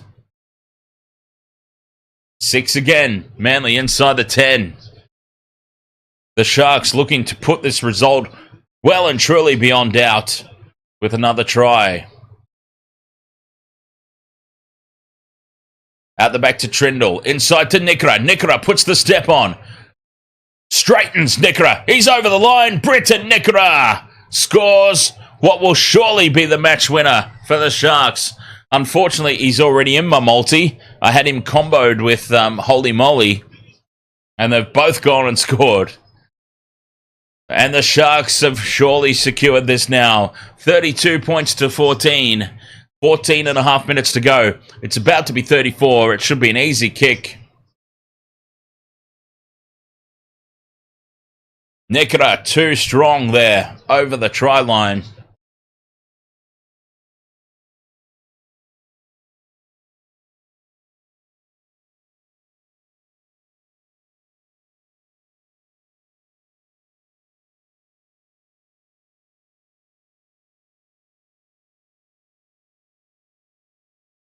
The Sharks have just been too good here today, and Manley, for whatever reason, just never got up for it.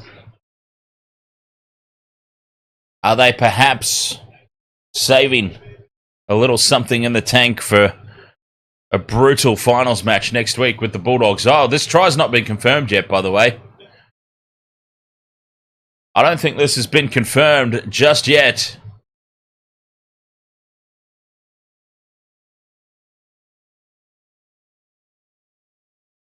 Oh, yep. Now we have Hines. I don't know what the hold-up was, but Hines was dilly-dallying around there. I thought the try hadn't been confirmed.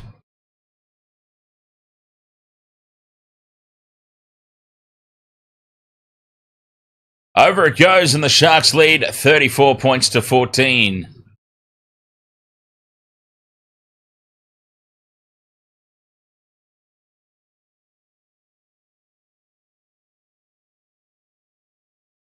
"13 minutes remaining in this one.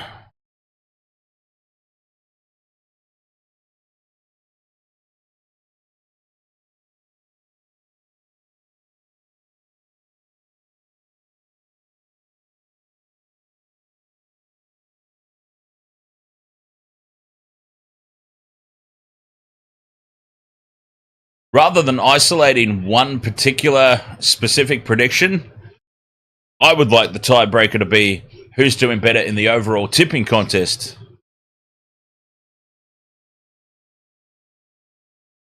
Which, UFC, it's me by a country mile, sir, may I remind you. I do love how lippy you get over the whole Raiders thing, though, because it just makes the whole me in top spot overall all that much sweeter. Damien McWilliams, ahoy there, mate. We win the great Steve Rogers Cup. Back to Shark Park where it belongs.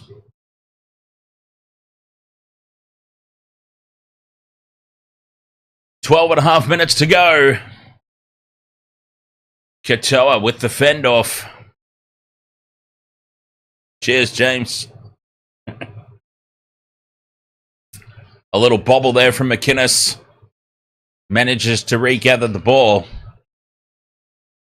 The Sharks off to Melbourne to face the Storm in week 1 of the finals. Manley will now be travelling to a core to take on the Bulldogs.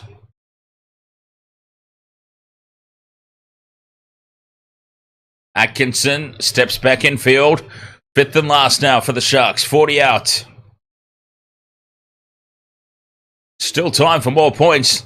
Down the short side, Trindle puts it high. Contestable kick. Much better 5th tackle option is Braden Trindle. I'm sorry, Nico, but there's just not a whole lot you offer. Racing up out of the line now, and a gap opens up back on that inside angle. But Tommy Talau, they bring him down.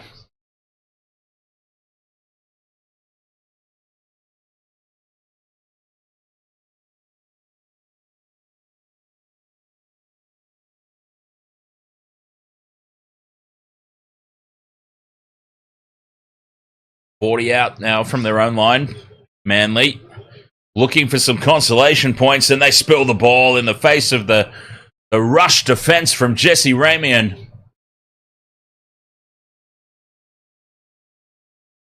Manley, what can you say about this?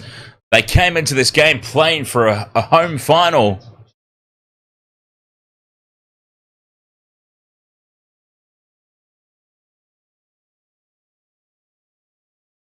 They look absolutely gassed.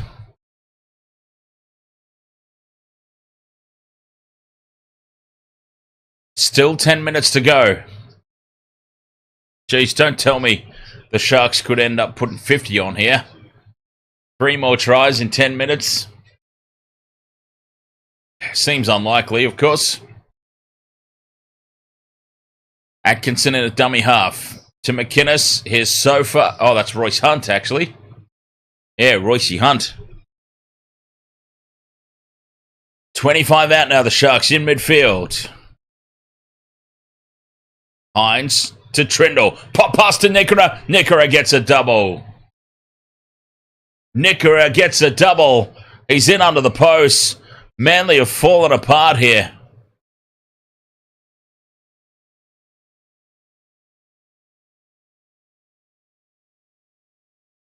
And it's funny, it's kind of funny how Heel Fries ended up becoming a bigger supporter of Intoxigamer, my gaming channel. I always found that rather hilarious. Found me through NRL, but became a way bigger supporter there of my gaming channel.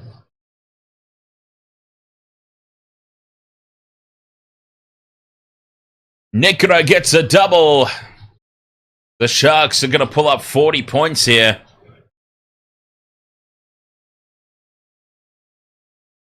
And Manly have just completely gone off the boil. And wouldn't you know, as always, when I don't tip my team, they go and put on a performance like this.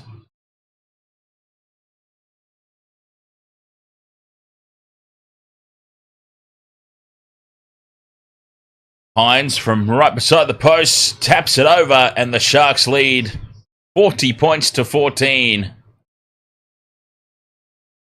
Vincent Spears music, ahoy mate.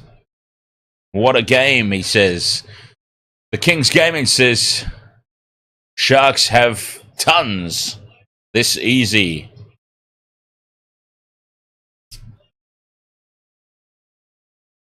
Absolutely, James, as I am on the precipice of stepping out into a bold new era of my life, Intoxigamer will definitely be back.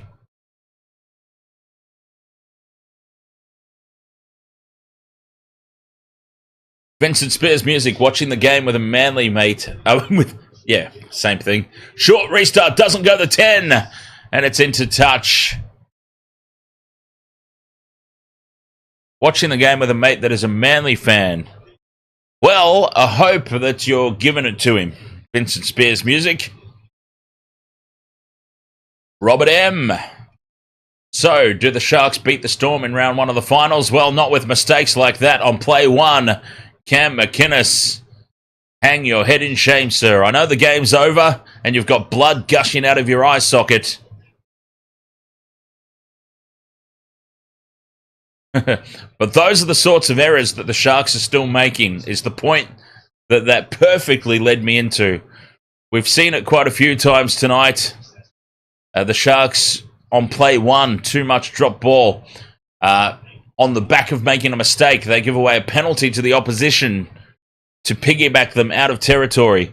They will get carved up by the Storm if they do that. Ramien's off the field, so my multi, which was already shot to pieces, is confirmed. No go. Nico Hines still bothers me, Robert, as well. We've got Atkinson there as a utility on the interchange bench, who is a much better option.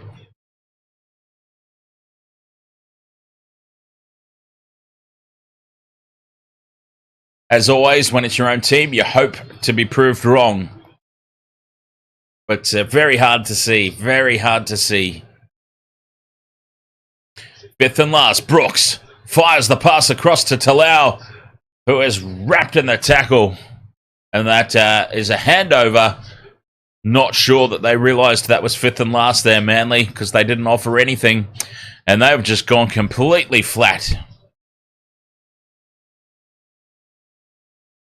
A disastrous second half from Manly is the most polite way of putting it. An absolute disaster. So it's going to be very interesting next week. The elimination final, Bulldogs versus Manly. Both teams sort of fell off a cliff this round. Neither side will have any sort of momentum going into that match. Should be an interesting one.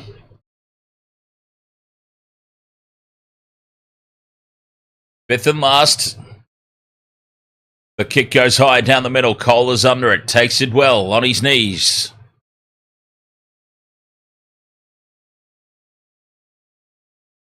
He's not playing with any confidence. He hasn't played with any confidence since that Origin debacle, right? Like, I don't necessarily suggest that Nico would have gone on and become a superstar anyway. But he got completely ruined by Freddie's Blues. I've got to say, he never fully recovered from that. Up the middle goes Ben Trbojevic. Almost swings away from the tackle. I mean, that was so horrible of Freddie to just throw him out there. A position he's never played before. At Origin level, expecting him to defend. And the poor guy has just never recovered from that fully. He's shown glimpses, he's had moments, but he has never got back to 100% form after that night. Fed to the Wolves by Freddie. David YT, who do you think will win the next game? I have gone for the Dolphins.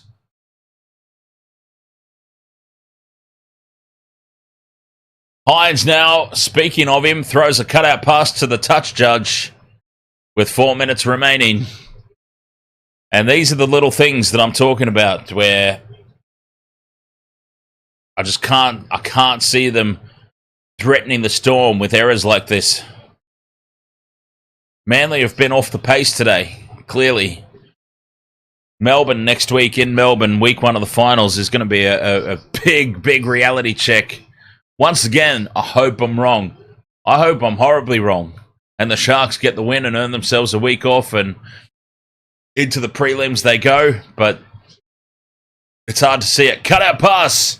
Hits the chest of Falalo, who cuts back in field looking for a double. 3 minutes 20 to go.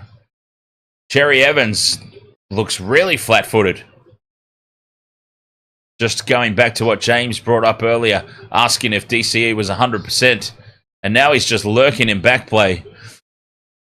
Kohler beats 1, beats 2, and Kohler scores a consolation try.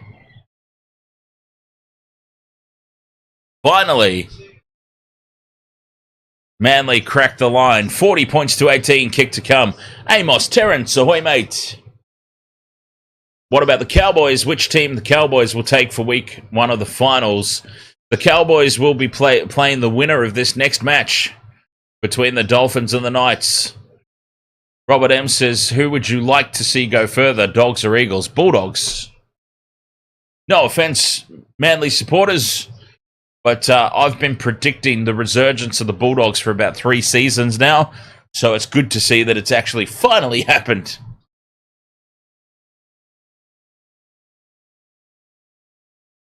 There's still one gun half. And I mean not a half of football. I mean a halfback or a 5/8, because Burton can switch between 6 and 7. There's still a gun half signing away from a premiership threat, I think.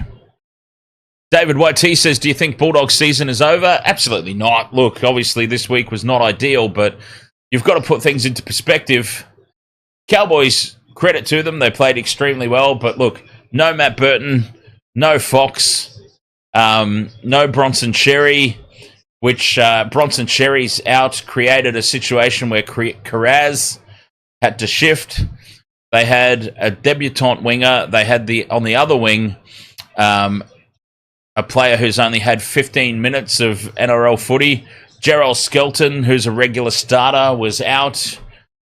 Yeah, I don't think, whilst it was a shocking performance, I don't think alarm bells should be ringing. I mean, Burton's going to be back next week, potentially the Fox, definitely Bronson Xerri. They'll be a completely different team next week. Manly I'm concerned about because they've got no excuse for this. The Sharks put the kick out on the full, and inside the last 2 minutes, Manly will get last say in this game. Some more consolation points, perhaps. I mean, this is Manly's full-strength side, playing for a home final. I appreciate the Bulldogs, too, were playing for a home final, but they had a lot of outs, as we just dissected. Well, of course, Manly are missing Tom Trbojevic, aren't they? I'm a gigantic idiot. Jason Saab's out, but they haven't lost anything with Saab being out. Faulalo has put on probably best player out there on the park for Manly was Saab's replacement. But yeah, obviously Tommy Turbo's a big out, isn't he? And once again, it comes back to that age-old question, can Manly win without Tommy Turbo? Today, he certainly didn't do anything to devalue that myth. Last minute of play, Manly are on the attack, looking for just something to use maybe as a launching pad for next week. Tommy Talau, fifth and last. They're 15 out. Sharks looking to defend. Brooks is caught on the fifth and last in an absolute nothing play. Geez, I thought the Sharks' fifth tackle options were bad today. What the hell was that? Why do I feel like Manly are just keeping the... what's the saying? They're keeping the powder dry. Why do I feel like they've just come out with a little bit of a training run mentality today? And the Bulldogs too, probably resting the players that they rested and having the players out that they had. Both teams probably don't care all that much necessarily. Two Sydney-based teams. Is there really that big a difference between playing at Four Pines Park or a core stadium? Really? At the end of the day? I mean, it's not like the difference between Shark Park and Marvel Stadium, right, for example, which the Sharks have to face. Maybe both teams are just keeping a lot in reserve for a blockbuster elimination next week. Who knows? I don't know. There are people smarter than I in positions that make those sorts of calls, right? Full time here, 40 points to 20. The Sharks have put the hurt on Manly, and they've built some momentum to carry into the finals, and they have got a huge, huge mountain to climb next week, the Sharks, as they travel to Melbourne to take on the Storm in week one of the finals. Finishing fourth in the top four again, the Sharks, and they have a tendency to go out in straight sets. So, can they do something a little different this time and actually make a run at it? We'll find out. Time will tell. All right, Wasted World of Sports. The next game is kicking off in about 9 minutes' time. So, this stream will stay active and we'll get that all set up and running. Knights, Dolphins coming up right here next. The battle for 8th spot. It's going to be a great game. I can feel it. Be right back after a quick break here on the Wasted World of Sports.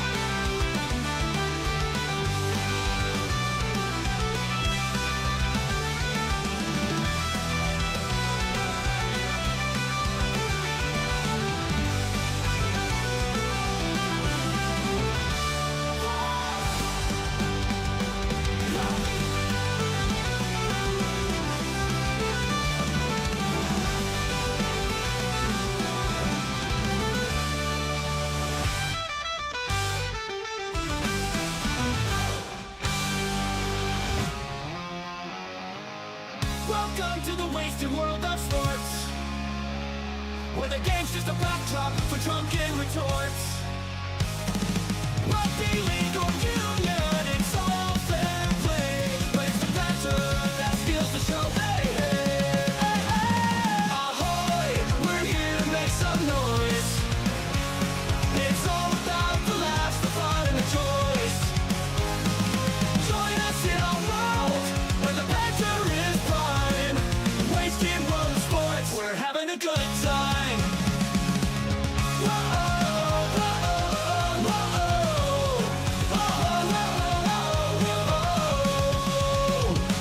Scrums and tries, they're all well and good.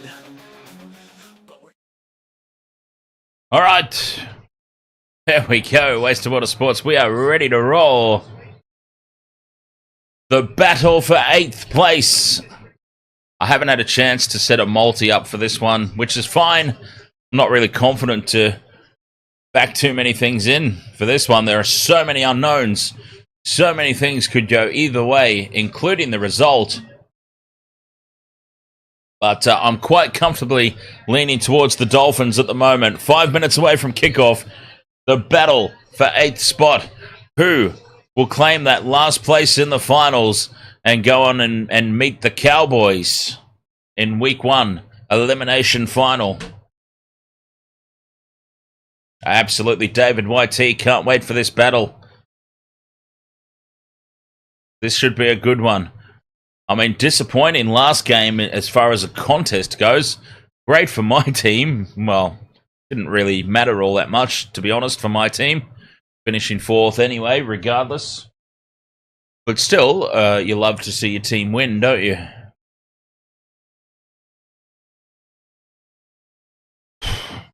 But this is the last game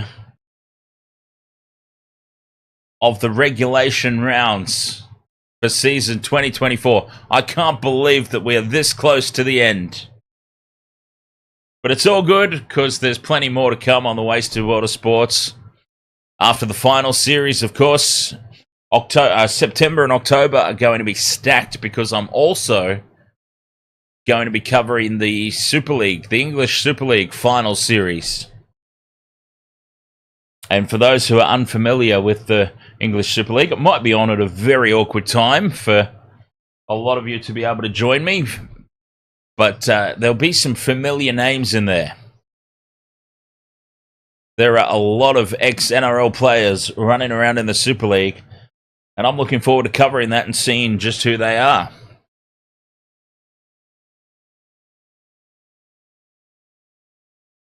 And then, of course, the Pacific Championships as well. The Pacific Championship, some test match rugby league coming up after the season is done and dusted.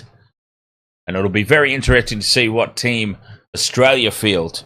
Will Military Dill, Mr. Reliable, Dylan Edwards, will he break into the Kangaroos squad?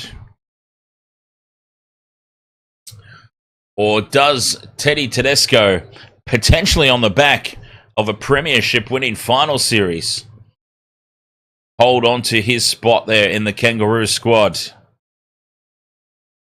Lots of questions to be answered, so still plenty of action to come here on the Wasted Water Sports, even when the NRL season regular does finish. We will still be here. Now, my big concern over this match, you can see there, right next to me is the referee, Ashley Klein. Ashley Klein has a tendency in big games to make it all about himself, doesn't he? He's just one of those referees. He likes the spotlight. Ashley Klein, he loves it. And he could ruin this game and make it all about him and not what it should be. This battle for 8th spot on the ladder. We know the rest of the positions now. We know that it's going to be Storm versus Sharks in Melbourne, Panthers versus Roosters in Penrith, Cowboys versus the winner of this one in Townsville, Bulldogs versus Manley at Accor Stadium. We know everything now except for who will take that final spot. Who's it going to be facing the Cowboys? Will it be the Knights? Will it be the Dolphins? Or, by some sort of miracle, will it be Ricky's Green Goblins, the Canberra Raiders? And what a miracle that would be, because it requires a draw in this contest. Is this updated yet? Yes, it has. Am I still on top of the Wasted World of Sports tipping? Yes, I am. That gives me a free shot at this game. I've got a free crack at this one. So I'm sort of going against the flow and picking the Dolphins here in this one. Well, when I say go against the... Who have the Dolphins got out? I'm so curious to know why the Dolphins are so far outsiders with the bookmakers. This doesn't make any sense to me at all. Ollie is the best. Ahoy, mate. I'm trying to understand why the Dolphins are so far outsiders in this one. I mean, surely they come into this game favourites, right?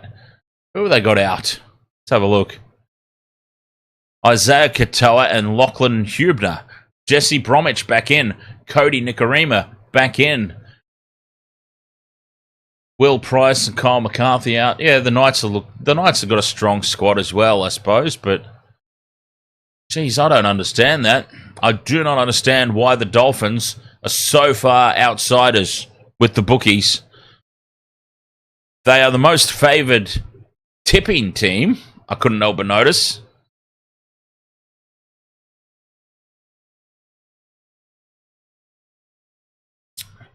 Yeah, but see, James, I don't even understand that. Not that far outside. Like, for example, Bulldogs-Cowboys the other day. Bulldogs-Cowboys the other day was... Cowboys were $1.88. Bulldogs were $1.92.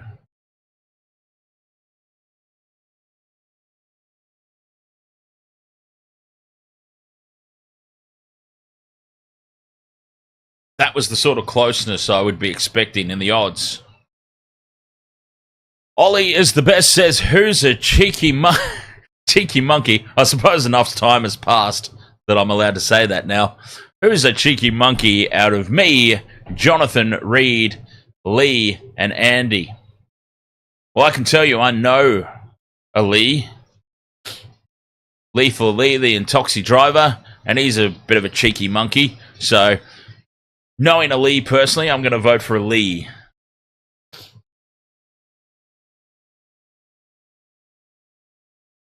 Drizzy Goat says, Knights 2-point win. We will see. They always go well at McDonald Jones Stadium, don't they, the Knights? And the Newcastle faithful out in full force to support their team. You know, the beautiful thing about McDonald Jones is the seats are red and blue. So when you get those shots on TV... Even though I'm now looking around closely and there's a sea of empty seats. Now, they will probably fill up as people start to wander back in closer to kickoff. But what I'm saying is, on TV, those red and blue seats, you can't necessarily notice at a quick glance that they're empty. So it always looks packed, this stadium. Ollie is the best. Your dad, Andy, says ahoy. Ahoy there, Andy. Cheers. Who have we got winning this one, chat room? All right, what have we got? We've got Dolphins at 60%. The Knights at 21%. And the Raiders at 19% to claim 8th spot. 104 votes. We will go ahead and put an end to that poll in about 30 seconds' time.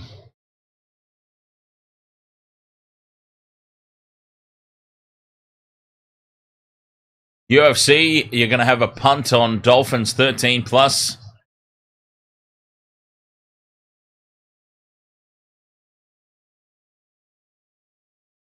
Oh, kickoff's at 4:05. I didn't realize.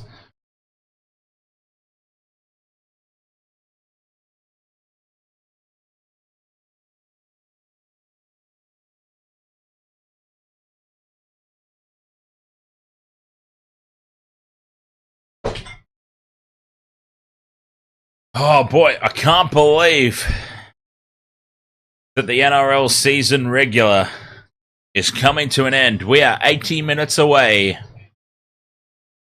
from the end of the regulation rounds of NRL 2024.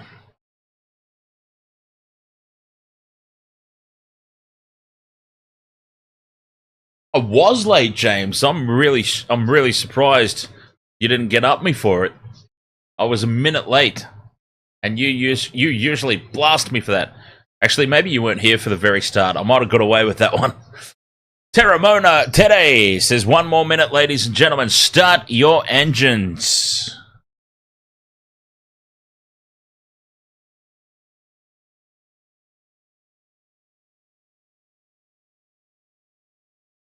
The Dolphins walk out to a chorus of boos.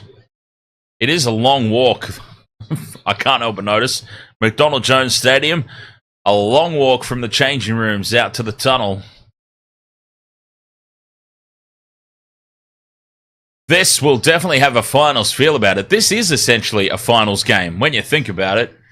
Yes, it's round 27. It's part of the regulation rounds and not technically a final. But I mean, this is winner takes all. Winner takes that last spot. It's the finals come early.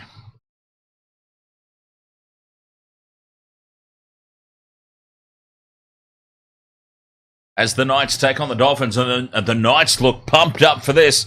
Now, interesting, the contrast between the two teams.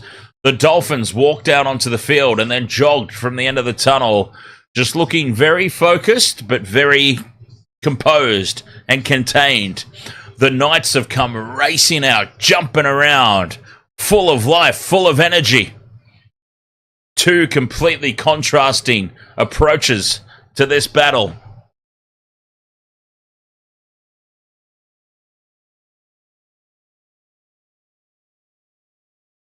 It'll be interesting to see which approach transpires to be the best as we are ready to get kickoff underway.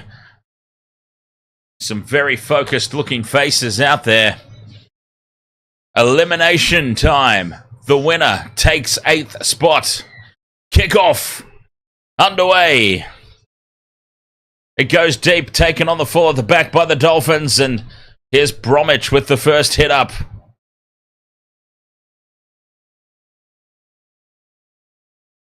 10 metres out from their own line here, the Dolphins. The Knights did run out. As I said, they were jumping up and down, bouncing around everywhere. They did seem like they had way more energy. A much more composed entry to the stadium by the Dolphins, and they're on the back foot early. The Knights are up defensively and in their faces. And they've definitely contained the Dolphins well here on this first set. Fifth and last. Dolphins get the kick away. It's a great kick chase. All up in a straight line on Ponga. And Ponga's got nowhere to go. And that's what they need to do to him, isn't it? Chase up. A straight line. You don't necessarily have to hit him straight away. Just get up in a straight line. Uncle Wayne's asleep there in the coach's box again. Does he realise the game's kicked off? Good old Uncle Wayne. The Knights in early, decent-ish field position here. Play 4 on halfway. Hands are up in the air everywhere. Flappy birding. Appealing for a penalty. Nothing doing. Fifth and last. 35 out. They go left to Crossland. Crossland puts it high. Contestable kick, pressure on at the back here, but well taken by Trey Fuller. In the face of that swarming kick chase. And he's had a decent introduction into NRL, hasn't he, Trey Fuller? Dolphins.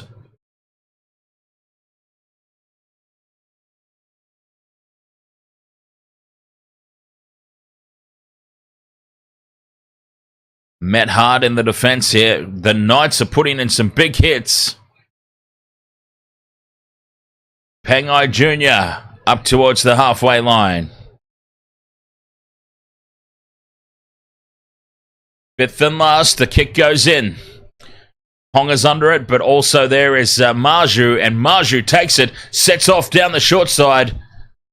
Well wrapped up by Herbie Farnworth, who has had another blinding season, Herbie. Boy, the Broncos. I really do hate to stick the knife into the Broncos, but boy, are they missing Herbie Farnworth, right? Good old Herbie the love bug.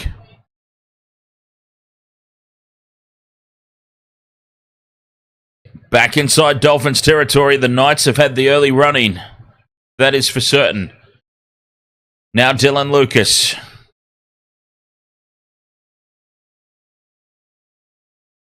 On the fifth and last, the kick goes up. Contestable kick. Crossland almost comes down with it.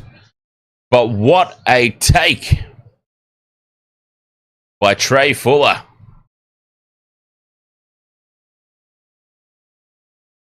UFC says Herbie has been good. Storm made him look a fool, though. But that's what the Storm do, isn't it? In fairness, the Storm have made many a player look a fool. Here is Farnworth taking it up to the 40. 4 minutes gone. And it's 0-0. Both teams just feeling each other out. The kick is going to sit up in the end goal. No, it just takes that extra bounce over the dead ball line. Fletcher Sharp let that run as long as he possibly could. That was a big risk, but it brings a reward.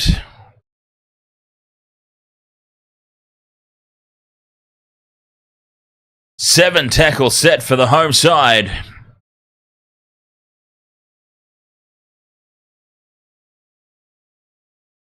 There's almost a kind of somber feeling over this game. As exciting as it is, winner takes all, winner takes final spot.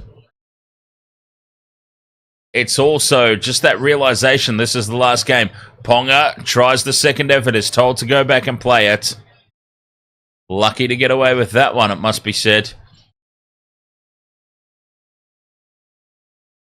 Fifth and last now, 12 out from the line. The Knights go left, Crossland. They're going to go through the hands here. Ponga takes them on. He's brought down in a great legs tackle by Avarillo. And that was well defended from the Dolphins.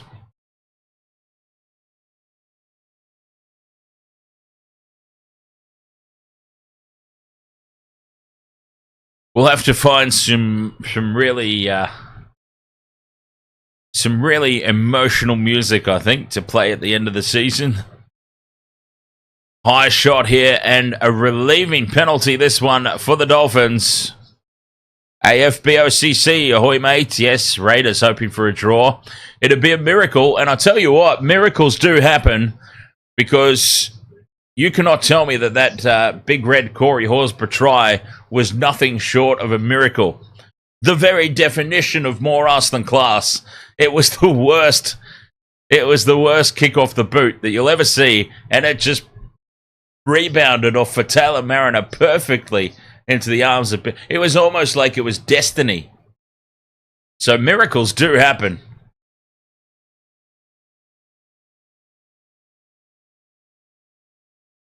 Fuller now through the hands. Here's the hammer.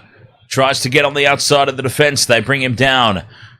About 2 inside from touch, this near side. 35 out from the line. Dolphins on play 4. Set it back in towards midfield. Nichols to Bromwich. Bromwich flat-footed. Wasn't expecting it.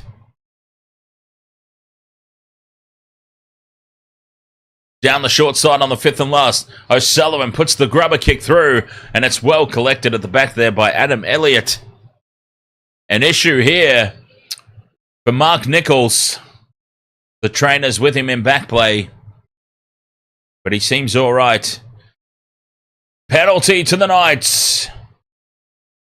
The Dolphins offside. What a let-off that is.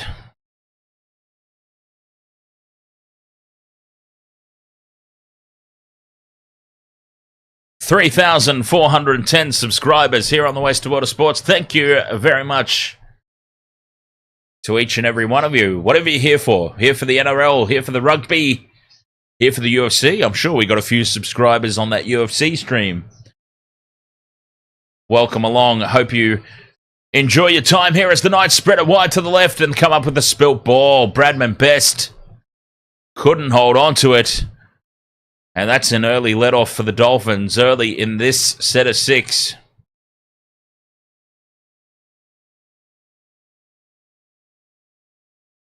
Bradman Best, I'm not sure he was expecting that pass from Ponga. He never really fully committed to racing up in that line. Wake up, Uncle Wayne. Your team's playing. Battle for 8th spot, mate. Show some enthusiasm.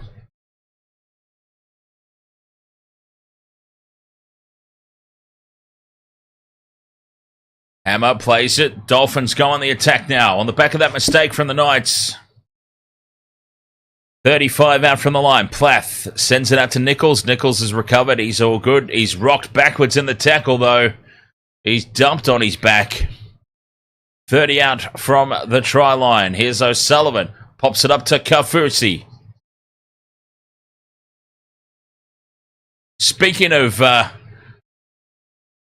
never living something down, Kaufusi's really committed to that haircut, isn't he?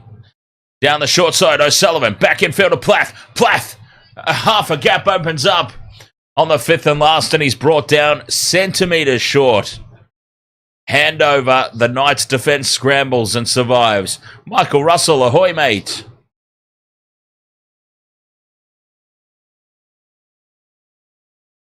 Dolphins, no penalties. That'll be the order of the day here. Maju offloads to Sharp. Sharp brings it out to the 20. This is good meters. Relieving meters for the Knights. Gagai now. Runs into O'Sullivan. An interview on the sideline with Kurt Gidley. Good old Curtis Gidley. Oh, staying down to try and Milky Magoo. The penalty is Dane Gagai. Get up! Get up! Oh, I really do hate seeing this. Staying down and milking the penalty. I appreciate that high contact is high contact. And they stay down and try and Milky Magoo the penalty because it's not seen by the on-field officials. And if the right decision is eventually made, I suppose we can't complain too much. But, geez, I hate seeing this. Players that are clearly fine staying down and trying to milk. No penalty incoming here for Gagai. Ashley Klein obviously had the exact same thought that I did, in that he was just being a big old Milky Magoo. And he's told to get on with it. 5th and last incoming here for the Knights. Still in their own half. Crossland puts the kick up. With 10.5 minutes gone, Fuller takes it. Steps the first tackle, beats the second, and Trey Fuller returns this kick to the 30-metre line. Herbie Farnworth now up to halfway with a good step and some good post-contact meters. Dolphins with the front foot ball here. 6 again.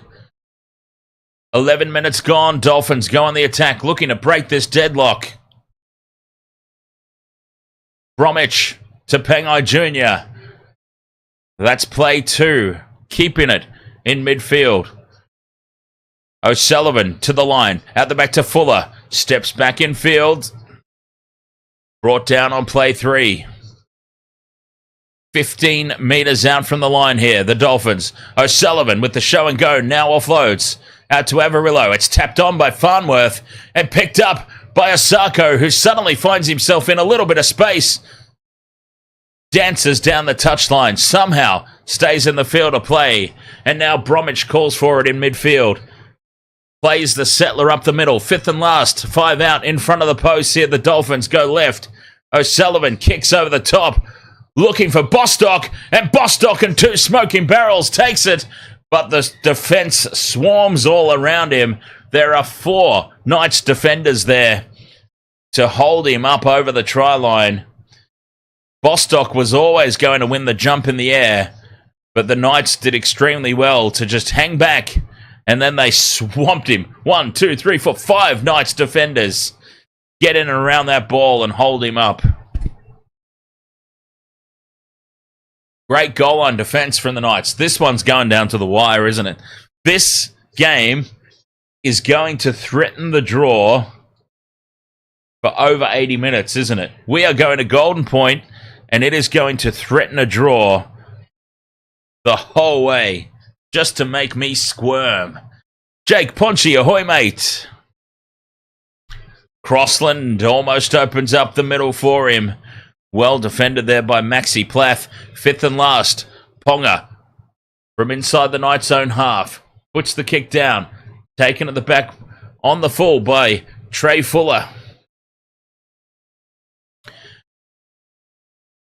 Neither side breaking at the moment.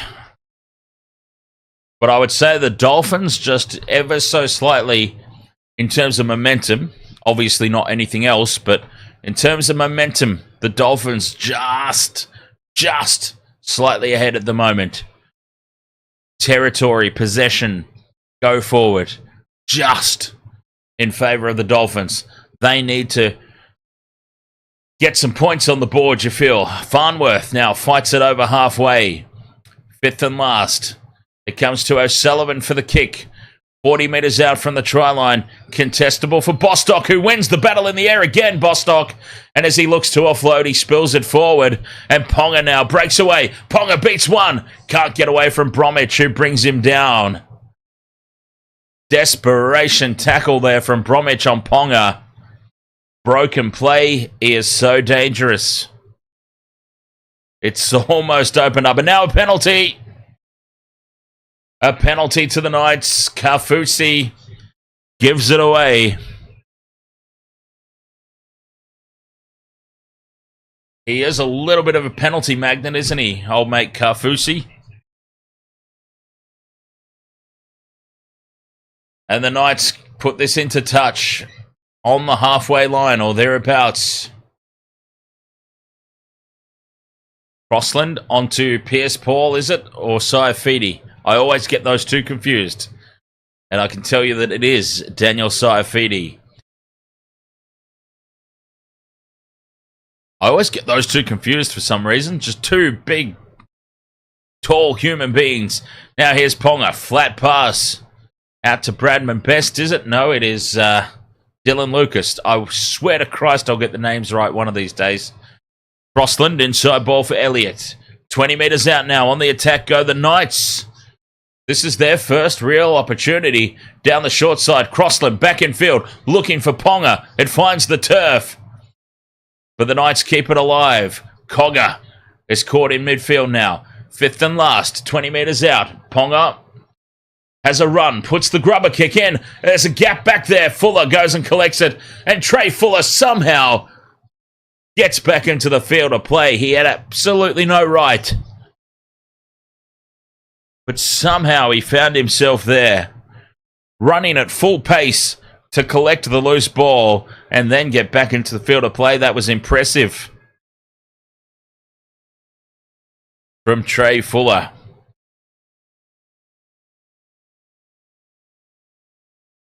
"16 minutes gone, no score here."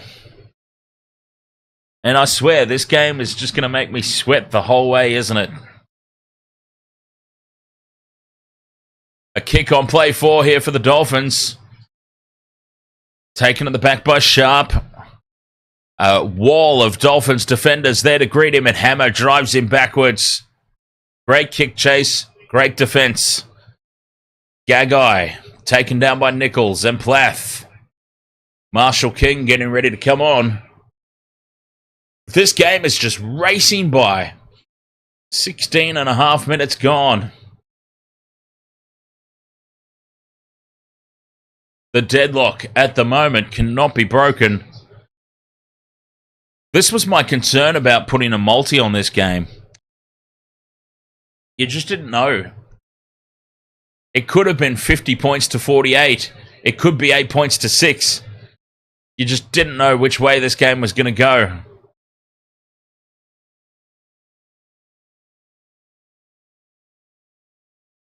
Slipping in the tackle there was Bostock.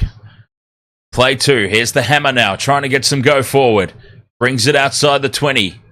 Met in some hard Knights defense. Bostock again, his second carry. Brings it outside the 30. Only a couple of tackles left this set here for the Dolphins, up to halfway. 5th and last. Goes to O'Sullivan. No, it goes to Avarillo for the kick this time. And it's a decent kick, taken on the full of the back by Mazu. Fends off Farnworth, fends off Kafusi. Almost goes through. Nice kick return there from Greg Mazu. 35 out from their own line here, the Knights. This is a finals footy feel to it. I love it. It's a great preview of what we're going to get next week. Shia Feedy takes it up to halfway on play 3. Now it opens up for Sharp. Down the edge, steps back in field, beats 1, beats 2, slips over. And that brings the play to a close. It looked threatening there for Fletcher Sharp. Now Crossland to Ponga. Ponga throws a cutout pass that cuts everybody out and goes into touch. He cut out a few too many players there with that one. Fletcher Sharp, though, was looking dangerous.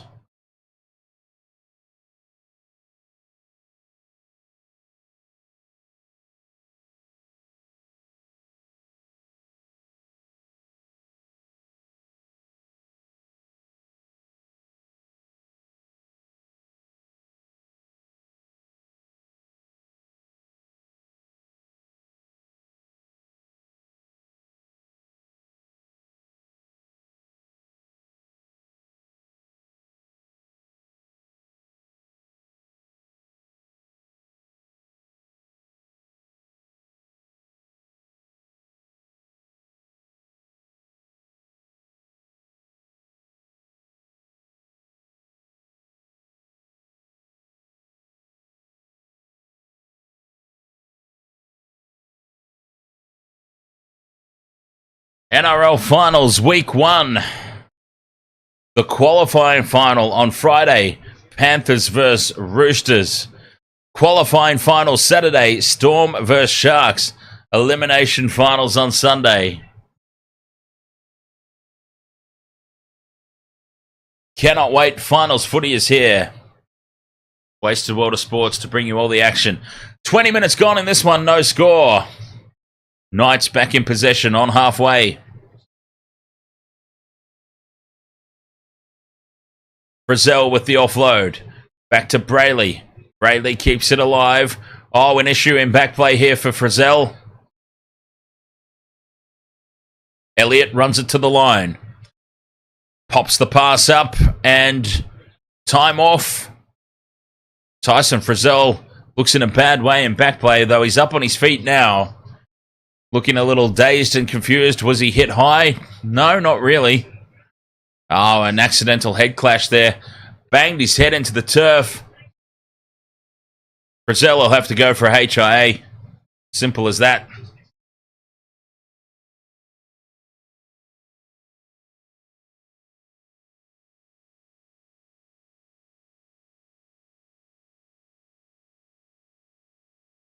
No score here.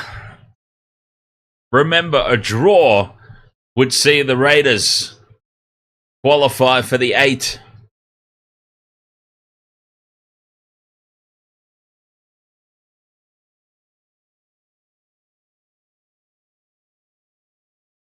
Wayne Bennett's still asleep up there in the coach's box. Brodie Jones coming on. Yeah, Frizzell off for HIA. Had to happen. He smacked his head hard into the turf.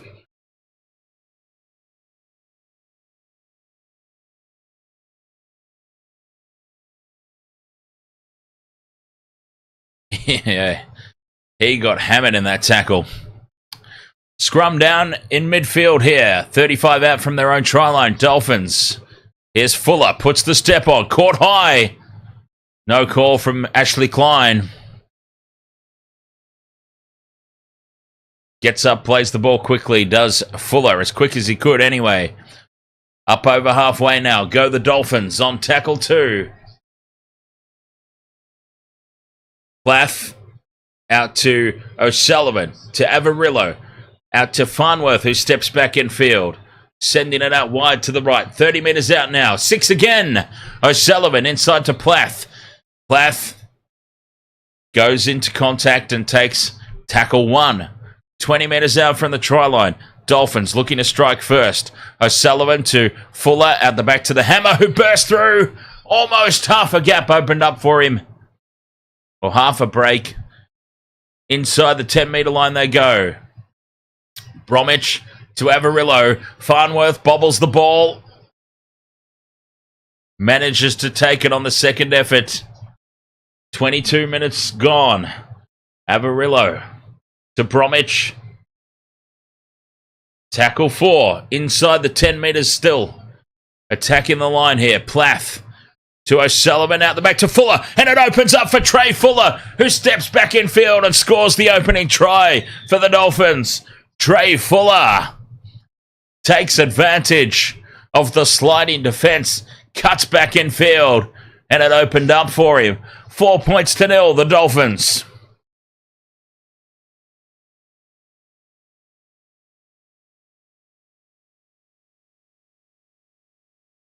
Jack Cogger and Dane Gagai left a huge hole there for Trey Fuller.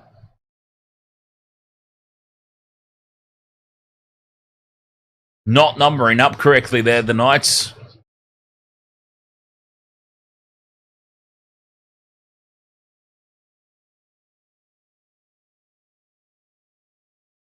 It's all right, Michelle. We all miss on multis.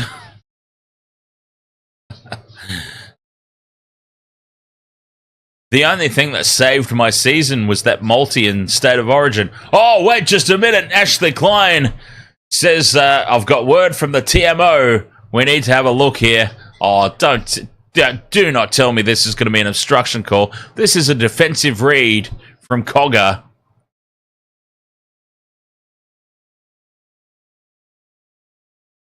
Oh, this try's getting scrubbed out. Well, that is the very definition of a defensive read. And this is the obstruction rule officially getting out of hand. Like we didn't already know.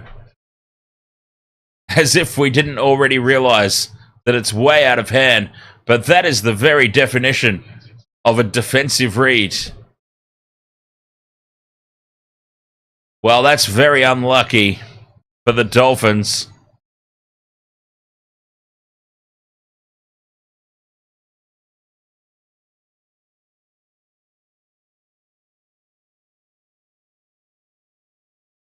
Why do I feel like UFC's throwing some money around to try and get the Raiders in? Category 2 HIA assessment for Tyson Frizzell, by the way.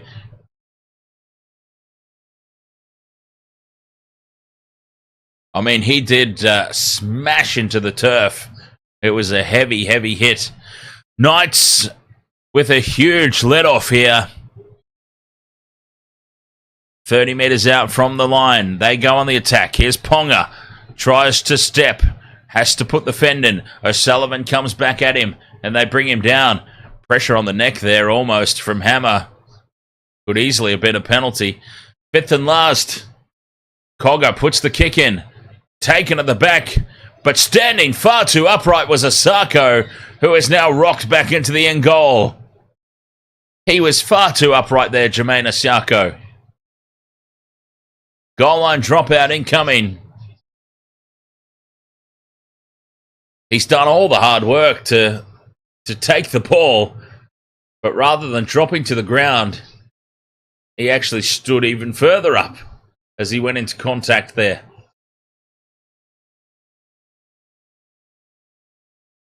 Dolphins, they go deep with the restart. They're not fluffing about with short restarts. They kick the skin off it, and Saifidi has it. And the Knights will start this set of 6 now. Still on the attack, 35 out from the Dolphins line. Leo Thompson rumbles it up. Crossland calls for runners on the inside. He gets Dylan Lucas. Just outside the 10-metre line now. On play 3. Quick play the ball. Front football. Elliott to Cogger. Flat off the hip to Brodie Jones. Half a metre out now the Knights on play 4. What a kick in the guts it'd be if the Knights come down and score here. After the Dolphins' disallowed try. 5th and last. A metre out. Cogger on this right-hand edge to Ponga. Ponga beats one. Still going Ponga. Running backwards though. Hammer's got him. He offloads to Cogger.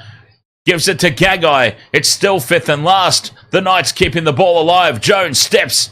Gets the arms free. Throws it forward and loses it. And the Dolphins come away with it.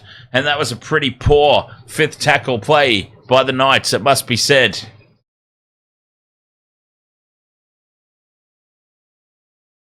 Great scrambling from the Dolphins. But really poor from the Knights. 0-0, 25 minutes gone. You can't believe it. They are really going to make us sweat on this draw. And the Raiders, the most unlikely of entrants into the top 8, will be loving this right now. Down the short side, go the Dolphins. Loose pass out the back. They've lost about 10 metres here on that play as O'Sullivan's brought down on play 4. Staying on the short side. Avarillo kicks in over the top, but will find touch. And the Knights will get the ball on the turnover.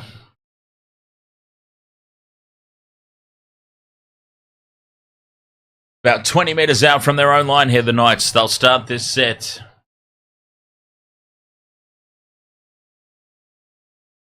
So did you get the lineup for next week? UFC. So Friday, qualifying final number 1, Panthers versus Roosters. Saturday afternoon, qualifying final number 2, Storm versus the Sharks. Saturday night, elimination final 1. And I can't remember who that is. And Sunday, elimination final number 2. 5th and last, the Knights put the kick down. It's taken by Fuller at the back. 26 and a half minutes gone in this game. 0-0. And loose by Bostock, who comes up with the mistake. Bostock spills it on tackle 2. Inside his own 10-metre line. They are challenging here. The Dolphins. Captain's challenge. Why do I feel like this is a hope against hope kind of challenge, though, from Bostock? Well, there was a cheeky little punch there from Matt Croker. We all saw it. Is it going to get called, though? Matt Croker, he's got hands on the ball and pushes down. This will be a very interesting call. They are hoping. The Dolphins, obviously. You feel like this was a challenge based on hope. Yeah, oh, no, he's just lost it. Bostock's just lost this. That's the silver bullet, that one. That last camera angle was the silver bullet. Matt Croker was nowhere near that.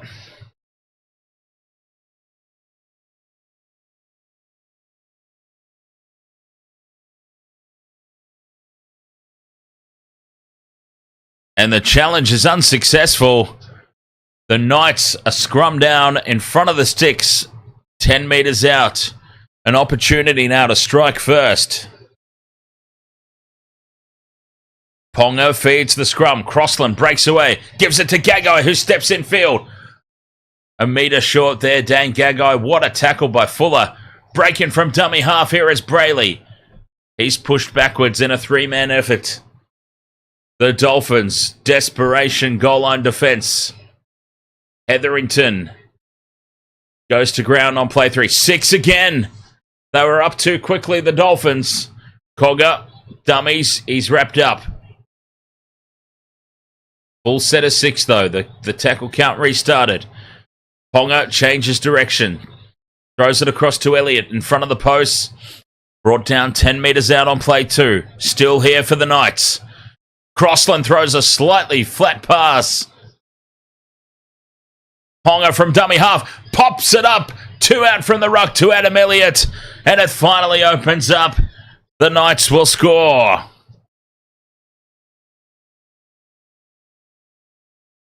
It has just simply been too much all at once to overcome for the Dolphins. They've been on the back foot for the past 6 or 7 minutes at least. And it finally opens up. Adam Elliott with the first try. And the Knights go ahead. 4 points to 0, the kick to come.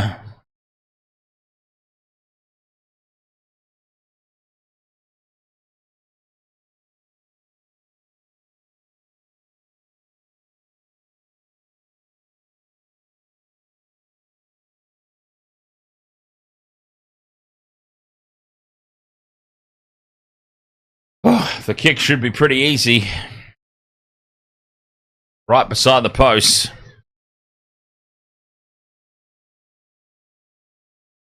Try confirmed. Ponga running from dummy half, using Croker as the decoy. Hits the chest of Elliott. And the Knights are loving it. The home fans are loving it. I'm loving it because I don't really care who wins as long as it's not a draw. A draw is the absolute nightmare scenario for me as Ponga puts it over for a 6 points to 0 lead.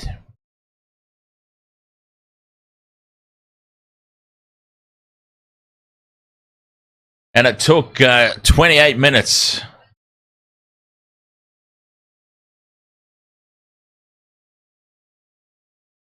But finally, the deadlock has been broken.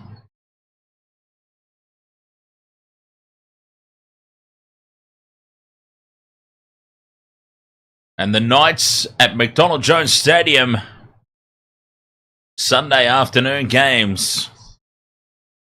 They have a good run, don't they? Cogger takes the kickoff. Links up with Hetherington for the first hit up. 29.5 gone. 6 points to 0, the Knights. Oh, Marju takes 3 efforts to bring this in. Luckily for him, he holds on to it. Now Croker. Out to the 30. Breaking news. What have we got? Tyson Frizzell has passed his HIA. Fantastic news there for Tyson Pursley and the Knights. Crucial for their bench rotation. 5th and last, Cogger gets the kick away. Fuller's under it at the back. Does anyone else think that Trey Fuller looks like obviously younger, but smaller? He looks like a mini-me Cliff Lyons, is what I'm trying to say.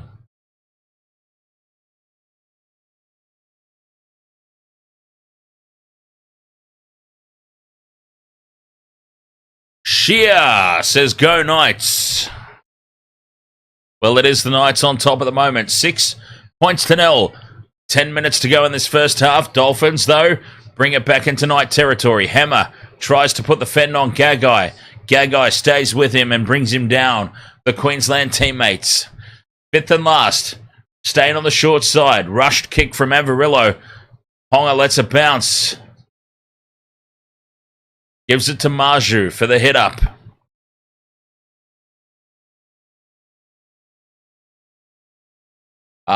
Jake asks, where is Michelle? I'd be assuming at her house.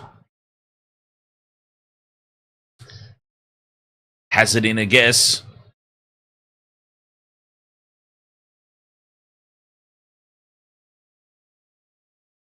good ball knowledge a couple of days ago. Not basketball, because I kind of tuned out for that. Kept trying to bring it back to the rugby league. Up over halfway, go the Knights. Hetherington on the 5th and last. The kick from halfway, Bostock's under it. He takes it, but now here comes the important part. Does he hold on to it and get up and play the ball? Bostock, yes he does. Hammer bobbles it. Oh, some pressure building up out there for both sides. Fuller and at first receiver, out to Farnworth.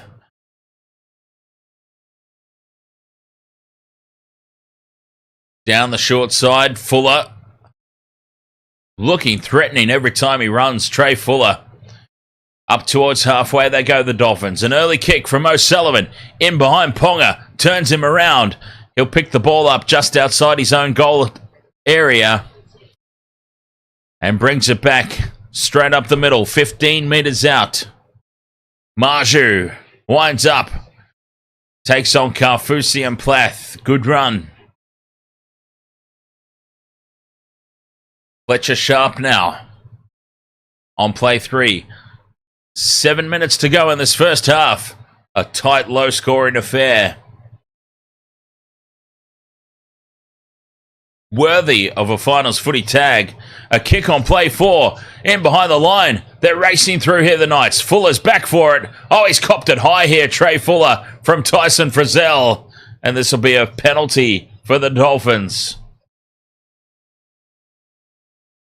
And to little mini-me Cliffy Lyons' credit, he didn't stay down and milk it. He looked at the referee, but he got straight up and was going to play on.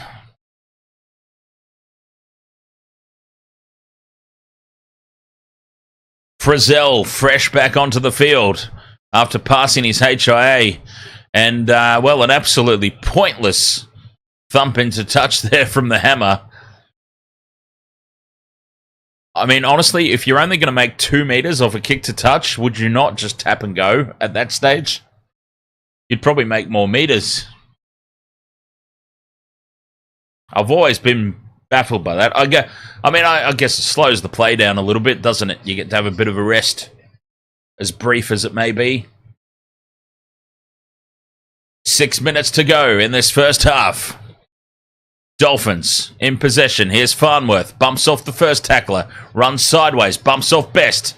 Straightens. Goes up to halfway. Good work there from Herbie. Slow play the ball. O'Sullivan. Out the back to Marshall King. Here's Fuller in the line. To Hammer. Hammer. Bumps off Cugger. Goes inside the 30. 5th and last. They can get a contestable kick away here. O'Sullivan scoots out a dummy half. Crossfield kick taken by Marzu at the back. Wrapped up by Kafusi and Farnworth. But well done there, Marzu.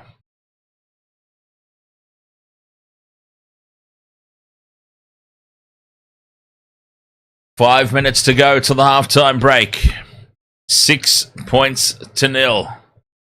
The draw is just tantalizingly hanging there over everybody's head. Elimination footy, essentially, is what this is.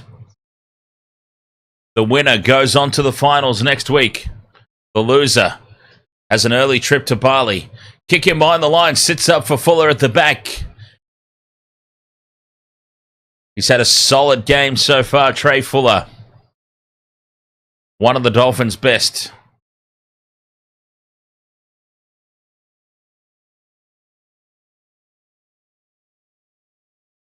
O'Sullivan to Asako. And Asako chews off some valuable meters.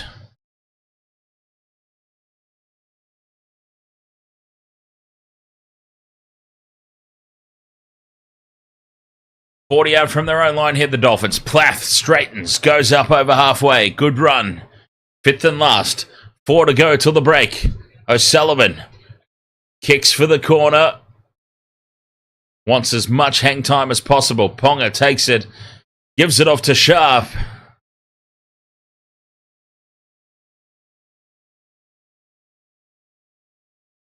Ponga to Marju.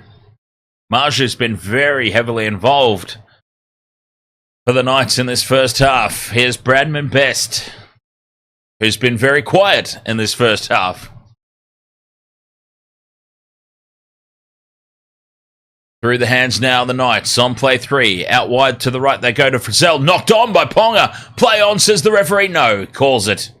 Knock on by Kalen Ponga. And the Dolphins have a chance here right before the halftime break.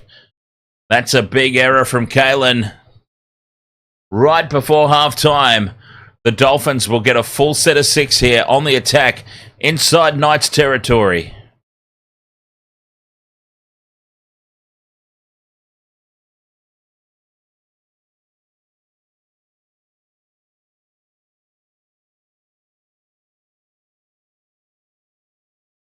"40 metres out from the try line, Ponga has presented them an opportunity. Avarillo takes it up on his own for tackle 1. Kafusi.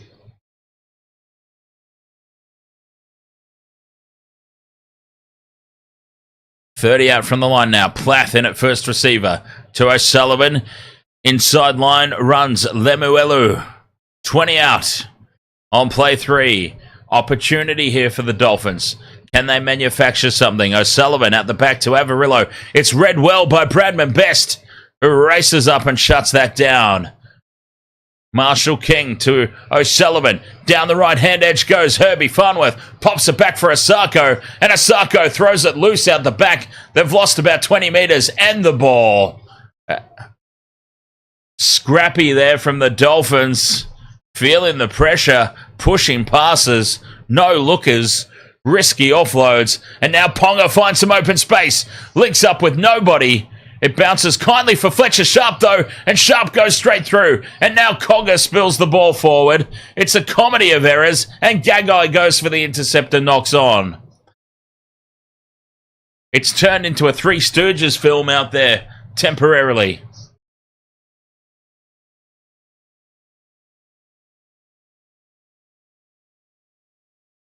But the end result is the Dolphins will get the ball back in decent enough field position. They may be able to launch another attacking raid before the halftime break. 1.5 minutes to go. Less by the time the scrum packs down.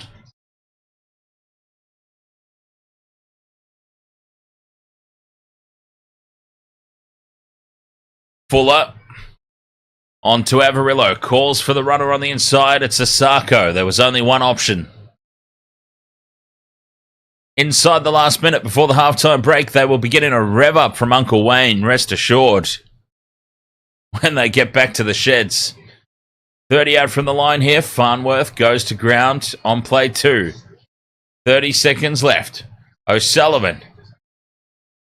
Avarillo. Inside ball for Lemuelu, who straightens up the attack. To the right-hand side they go. Bromwich off the hip to Plath. Marshall King looking up at the time. Here's O'Sullivan to Avarillo. Inside to Fuller. Fuller reaches out. Goes for the try line. Trey Fuller, he's held up with 2 seconds to go. Can he get the ball away? He can. And now, the kick into the end goal. Needing it to sit up, but Bradman Best gets there and taps it dead and takes us into halftime. 6 points to 0. The Knights. What a huge moment that would have been for the Dolphins to get some points at the break. 6 points to 0 in favour of the home side. The Knights at the moment clinging onto 8th spot on the ladder by the barest of margins. We knew it was going to be close. We knew it was going to be tense. I didn't necessarily think 6 points to 0 at halftime tense, though. This is going to go down to the wire. Oh, it's got Golden Point written all over it. And I'm telling you that it's going to go to halftime at Golden Point and into the second half of Golden Point, because if there's a draw, the Raiders will qualify for the 8. And you just know the season has been set up for this moment. the intensity of that golden point period as the first half goes by. And then we go into the second half of golden point, and teams look less and less likely to pop one over. And the Raiders start to become more and more likely. You can just imagine all the roller coaster of emotions that would be here during the call from the chat room and myself alike, as that arbitrary battle of the Raiders season call carries on. Half-time here, 6 points to 0 in favour of the Knights. We'll be right back after this for all the second half action as the finals have well and truly come early. What a blessing it's been for this game to come along. Finals early here on the Waste to Water Sports. Be right back after this quick break.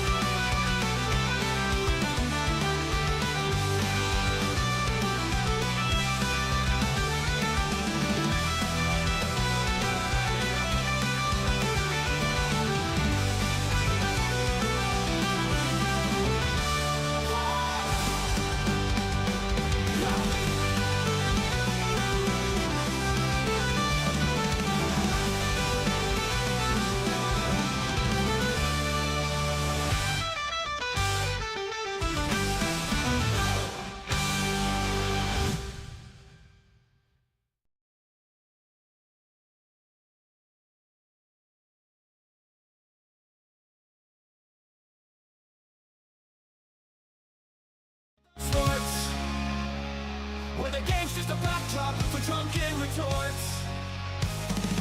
Rugby league or union, it's all fair play. But it's the banter that steals the show. Hey, hey, hey, hey. Ahoy, we're here to make some noise. It's all about the laughs, the fun, and the choice. Join us in our world where the banter is prime. Wasting world of sports, we're having a good time.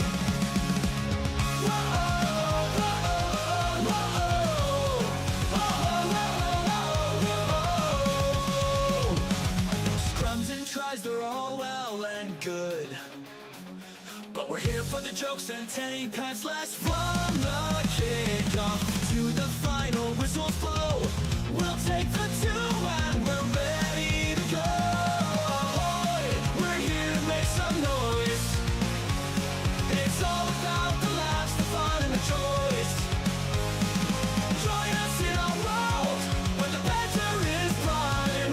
Wasting world of sports, we're having a good time. We break down the plays, but it's all in jest. With the laugh and the cheer, we bring out our best. No serious analysis, no expert critiques. Just a bunch of mates sharing plenty of drinks. We'll raise the low, from sideline jokes to post-match tales. All big goofs and their big fans.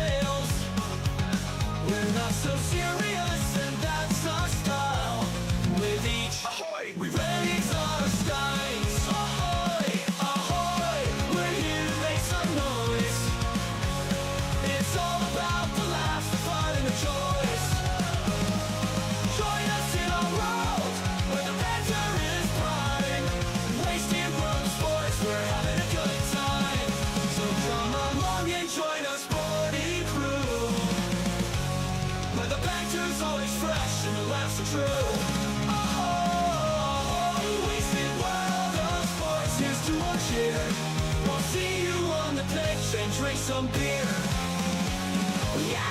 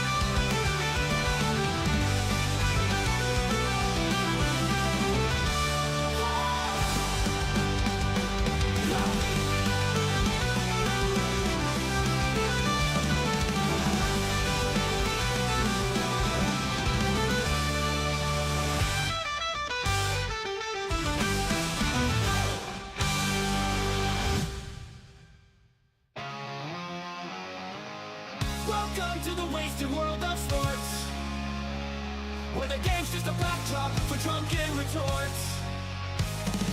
Rugby league or union, it's all fair play, but it's the banter that steals the show. Hey, hey, hey, hey. Ahoy, we're here to make some noise.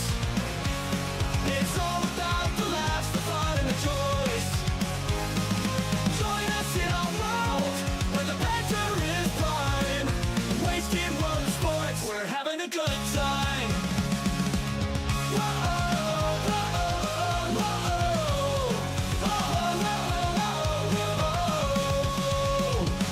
Scrums and tries, they're all well and good, but we're here for the jokes and tank pants last. From the kickoff to the final whistles blow, we'll take the two and we're ready to go.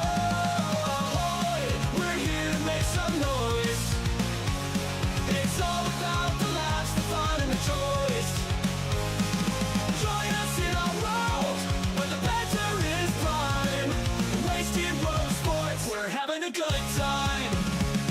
We break down the plays, but it's all in jest.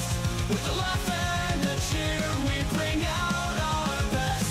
No serious analysis, no expert critiques, just a bunch of mates sharing plenty of drinks.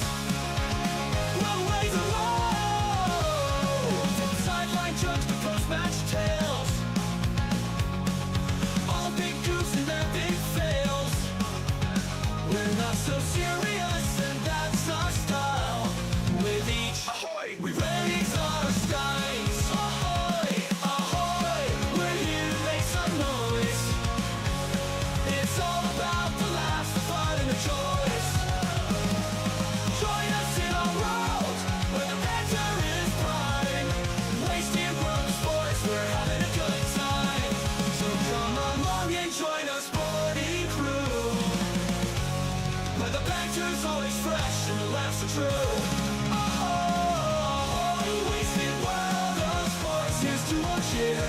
We'll see you on the pitch and drink some beer. Yeah.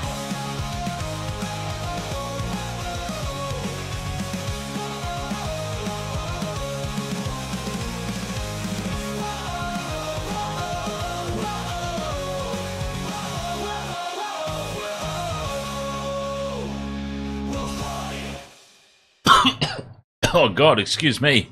What a horrible restart to the show. Waste to Water Sports, welcome back. Halftime here, 6-0, an extremely low-scoring affair here. Knights versus the Dolphins, the elimination, the battle for 8th spot. Interesting first half, very closely contested. Some sloppiness from both sides, but you kind of expect that. I don't think that that's an indication of the quality of both teams. It's more an indication of the pressure of the situation. Now, I think this has been a fantastic game. I know that a lot of people are going to look at it and go, oh, it's been scrappy. It's been boring on account of there's only the one try. But I was talking about this in the rugby test between the Springboks and the All Blacks earlier, and what I love about rugby is you don't need a lot of tries for a game to be exciting. The atmosphere, the everything that's on the line in this contest, the potential outcomes, that makes for a very exciting game. And yeah, some of the ball handling has not been up to scratch, but again, I put that down to the pressure of the occasion, forcing these mistakes that you don't normally see, especially out of some of the players that have been coming up with them. And that, to me, still leads to a fantastic game of rugby league, rugby union, whatever the case may be. I love these down and dirty, low-scoring affairs. They're just as good sometimes as the 36-30 classics. 6-0 at halftime in an elimination match, essentially, is what this is. This is basically a final, a week early, and it's been played like one. DJ Shack says, what do you think of the Sharks' chances in the finals, Dan? Genuine contender or one and done? Well, they can't be one and done, but I know exactly what you mean. Out in straight sets, they normally go. The Sharks have been confusing this year, to be perfectly honest. They're a very hard team to support, DJ Shack. They've been very confusing this year because sometimes they look like contenders, and then other weeks they look like wooden spooners. So it's really hard to get a gauge. Look, I don't think the Sharks are anywhere near competing for a premiership. Even today, they won comprehensively. Game of Mel, ahoy there, and Belinda Brooks, ahoy. They won quite comprehensively tonight, the Sharks, or today, I should say. But there were still the little errors that are going to come back and haunt them against teams like the Panthers and the Roosters and the Storm. And I'm talking about the dropped balls on play one. I'm talking about giving away penalties early in the tackle count when you've got the opposition pinned down in their own 10-metre line. These are the sorts of things the Sharks continue to do. They got away with it tonight because I'm just wondering if Manley were perhaps just keeping the cue in the rack a little bit.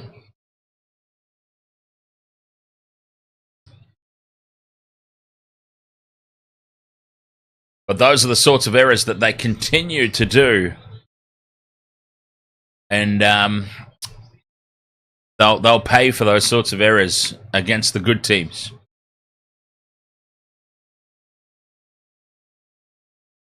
$6-0, second half, ready to get underway here. Dolphins with the kickoff.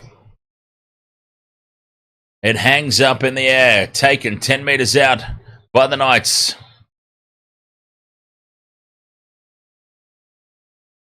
$40 minutes left of the regulation season.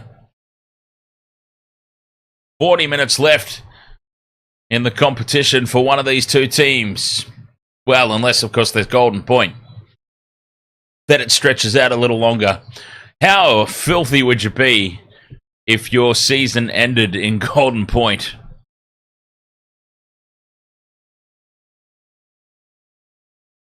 Especially with Dolphins, because we all know that Wayne Bennett hates Golden Point. Here's Ponga up over halfway. Fifth and last. Great opening set here from the Knights. Sloppy play the ball, that one. Lucky to get away with it. Ponga puts the kick in. Fuller's under it. Takes it. Puts the step on. Gets away from Frizzell. And Trey Fuller with another great kick return. Dolphins in possession, 20 out from their own line. Here's Asako, who's been very quiet tonight, Jermaine Asako.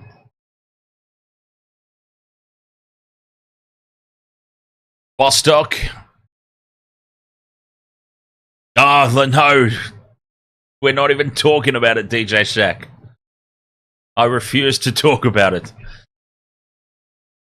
40 metres out from their own line. Here go the Dolphins. Farnworth, told to go back to the mark. Plath. Straight up the middle. Fifth and last now, Dolphins. Still their own side of halfway. They stay down the short side with O'Sullivan. Puts the kick up. It's taken at the back by Ponga.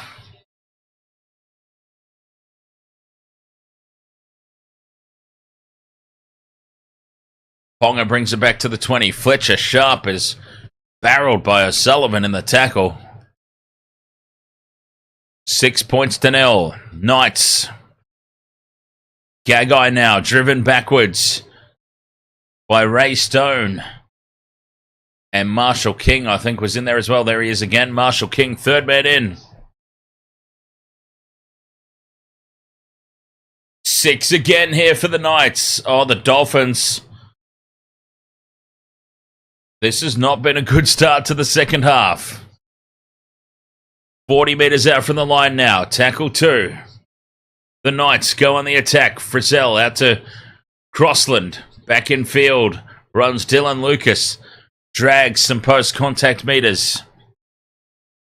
25 out in midfield. They go right. Cogger dummies inside once. Goes to Ponga. Ponga's wrapped up. Inside the 20 though. A couple of tackles left. Here's Cogger again. Out to Crossland. Pops it up for Lucas. Lucas swivels in the tackle, but he's gone to ground. 10 out on play 5. Cogger grubbers into the in goal. I've whacked the microphone. I apologise. And it sits up at the back for O'Sullivan to take it to ground for a goal line dropout. What a set of 6 that was for the Knights.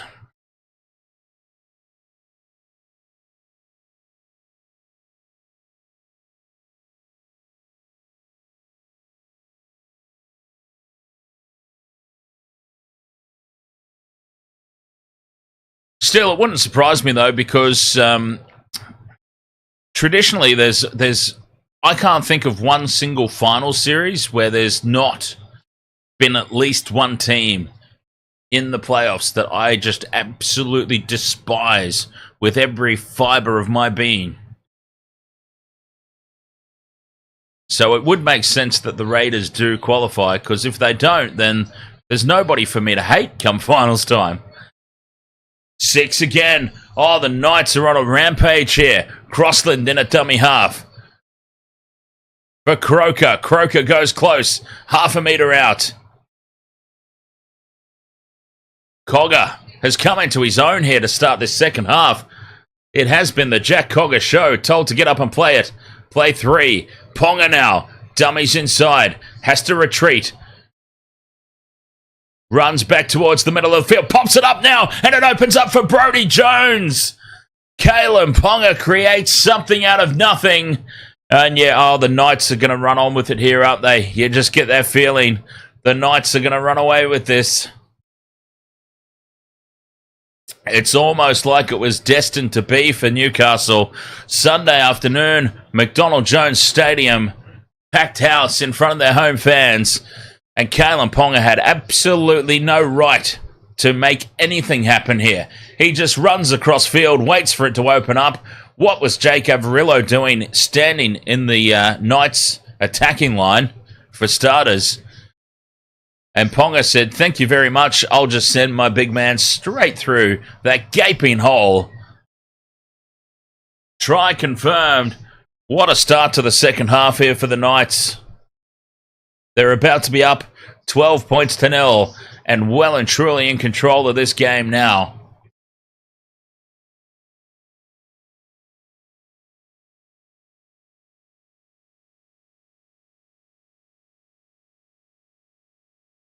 The Knights, there's plenty of time left and it's only 12 points, but this This is theirs to lose now. They are well on top. What a start to the second 40. 6 minutes gone in the second half. And the Knights lead 12 points to nil as Ponga converts.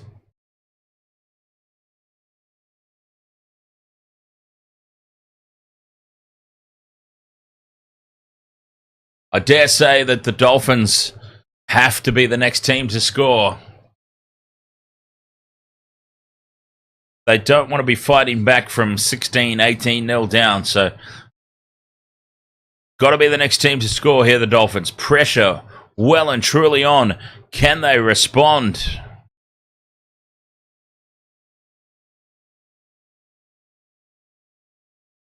They get us back underway. The wind in their sails here, the Knights. The Dolphins need to turn this around ASAP. Marju charges forward. Play 2. Outside the 20 now. Rumbling upfield. Making meters at will at the moment, the Knights. The try scorer, Brody Jones, eats up another 10. Up to halfway they go. On the 5th and last. Beyond halfway with the post-contact meters from Matt Croker. They're 40 out from the Dolphins line. What a set of 6 that was after points. And now Cogger just plugs it into the corner. Pressure on Bostock. He takes it, but he's met by the kick chase of Dane Gagai. And the Dolphins, they are under the pump here. Hammer takes them on. But look at the Knights. They're just swarming. They are all over the Dolphins here.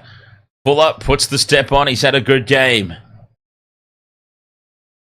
3 tackles burnt already, though, for the Dolphins as Asako takes play 4. They're now only just outside the 20. Farnworth brings it back towards midfield, but that's the 5th and last. They're only at their own 30-metre line. Big kick needed here from O'Sullivan. Bounces it in front of the Knights. Defenders back there. Fletcher Sharp is with it. And Newcastle start this set 30 out from their own line. And yeah, Wayne Bennett, understandably, there's not a lot of emotion on that face. But the emotion that I'm reading there is very, very negative indeed. He can feel it. He's been around the block a few times, Uncle Wayne. He'll know what's what. As Marju now with a loose carry. The ball spills forward and the Dolphins dive on it. Well, is that the moment that shifts the momentum? Is that the let-off? The gift from the Knights?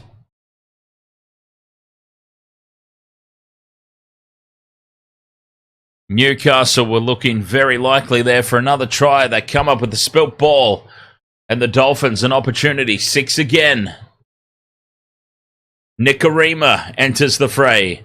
He's pulled the trigger here, Uncle Wayne. Bringing on the reinforcements. Here's Kafusi. Straight up the middle. 30 metres out from the line. Play 2. Here is Nikorima. To the Hammer. Hammer gets on the outside. Takes on Gagai. 10 metres out. Nikorima to O'Sullivan. Loose pass, but it bounces up kindly. Farnworth takes it back up the middle. Loses the ball now, Herbie. And it comes away for Bradman Best. Well, they just can't string anything together here, the Dolphins.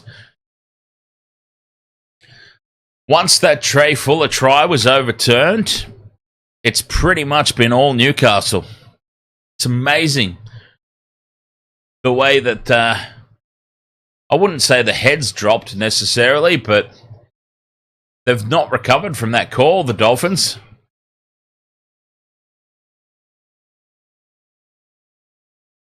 Brazil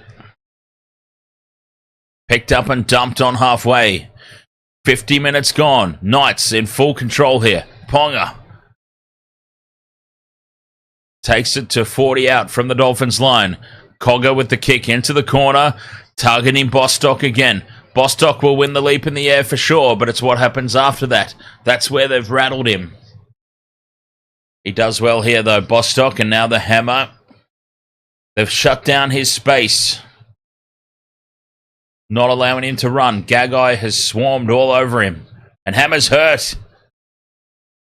Doesn't seem too serious, but he is hurt. And the Dolphins here going nowhere in a hurry. Farnworth tries to make something happen. 40 out from their own line here on play 4. Holds his head, but gets up and plays the ball. Here's Nikorima to the Hammer. Hammer gets on the outside of Gagai. Unleashes Bostock. Bostock loses the ball in the tackle. It's just not happening here for the Dolphins. Newcastle are up for this. Well and truly up for this contest. The Dolphins just can't make it happen at the moment.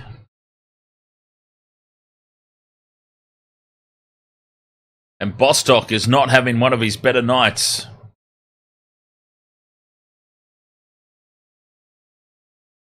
Plenty of time left, though. There'll be certainly no chickens being counted.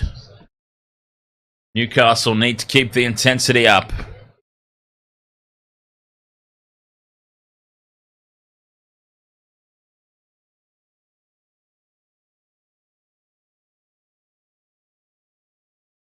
DJ Sheck been following me too long, mate. Getting names wrong.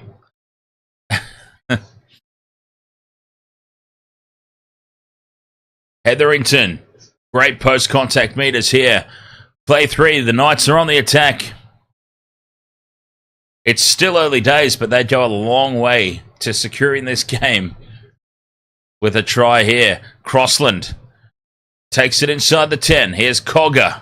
Frizzell on the crash ball. 5th and last now, 5 meters out. Ponga puts the kick in. It hits the upright, and it's lost forward by Crossland. Oh, Kalen Ponga with almost another little piece of magic.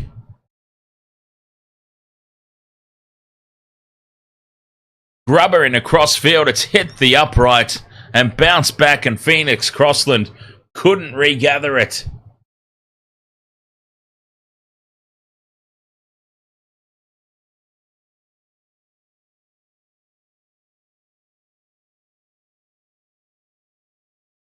Yep, Jerry Marshall-King is perfectly allowed to stand there and hold his ground. I'm fairly certain.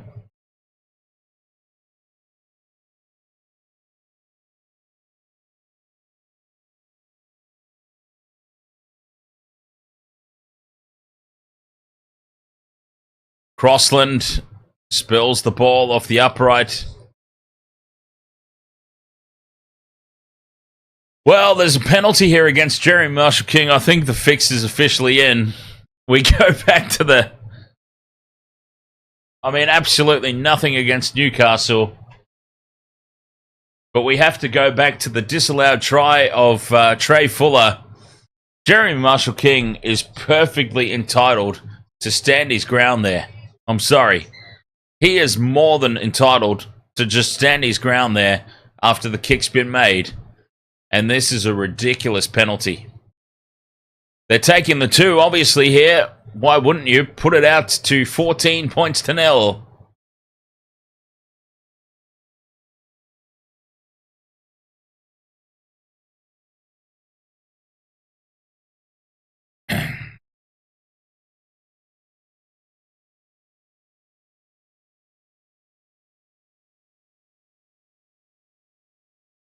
A gift 2 points right out in front, and the comfort of being beyond 2 converted tries here for the Knights.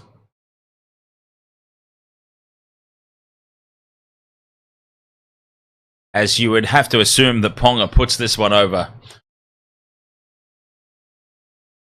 Over it goes, and the Knights lead 14 points to 0. One-way traffic here. And yes, this elimination final is starting to get... now it's starting to get dull. As the result creeps ever closer to being beyond doubt. There is still time, though. 26 minutes remain. which is more than enough time for 2 tries and a penalty goal.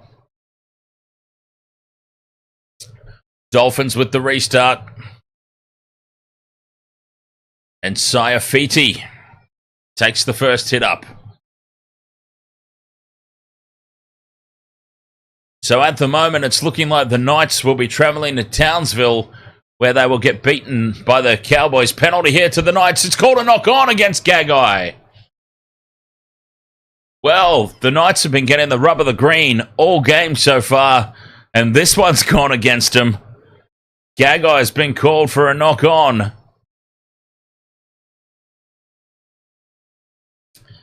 And fair enough too, probably there, as Gagai looked like he was in one of those hardcore mosh pits as he was thrashing around there, trying to get his arms free.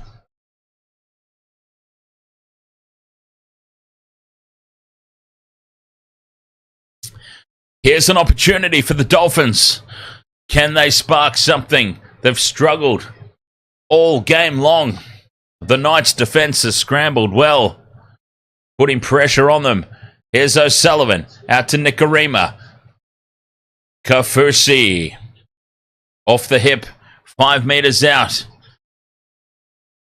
An absolute must that they score here, the Dolphins. O'Sullivan to Fuller, holds the pass up for the Hammer. Hammer fends off Gagai. Gagai comes back at him. They get a 6 again here, the Dolphins. Hammer is held. They drive him towards the sideline. Penalty to the Dolphins. The call of held happened about 17 minutes ago, so I don't know how they didn't hear it. And the Dolphins get a penalty. Take the 2. Get back to within those 2 converted tries. Here's Mark Nichols. A full set of 6 now. They must score, the Dolphins. That will put extra pressure on them, knowing that they kind of have to at this point. Kafusi in a dummy half to Nikorima at first receiver. Dummy's inside, goes outside. Here's Fuller. Fuller's looked the most likely for the Dolphins. And he goes a metre short here on that run. Play 3. Nikorima again to O'Sullivan. O'Sullivan wants some runners on the inside. He gets Avarillo. Avarillo can't break it apart. Play 4. The Knights' defence holds firm. Nikorima now grubber kick through in behind the line. And it's tapped dead by Gagai for a goal line dropout. 57 minutes gone. 14 points to 0. Goal line dropout incoming. And they just can't crack them here. The Knights' defence has been immaculate. Scrambling, rushing, putting pressure on. What do they do here? The Knights, well, at 14-0, you probably take the chance of going short. And that's exactly what they do. Ponga positions it perfectly. The Knights tap it back. Dolphins have been taken out off the ball. The Dolphins have been taken out off the ball. And the Knights could be in a world of trouble here. This will be a clear professional foul. The Knights could be down a man for 10. I mean, if this is called, it's a blatant professional foul. Tackled off the ball. Marshall King, I believe it was, who was taken out. Ponga goes short with the restart. Places it perfectly. Gagai slaps it back. No, it's been lost forward by Bostock. I think it's been lost forward by Bostock. His nightmare of a day continues. No, it's back off Gagai and then lost forward by Bostock.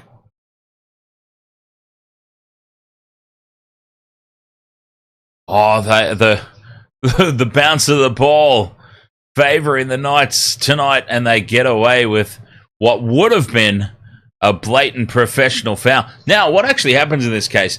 I'm assuming we come back for the knock-on. Once that knock-on from Bostock happens, that pretty much scrubs out the ensuing foul play.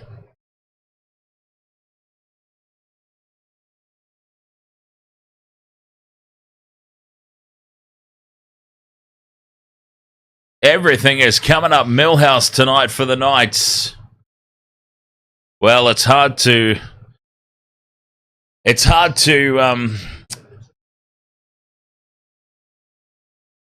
Oh, okay, we're still looking at foul play. Okay. The bunker review is still in play.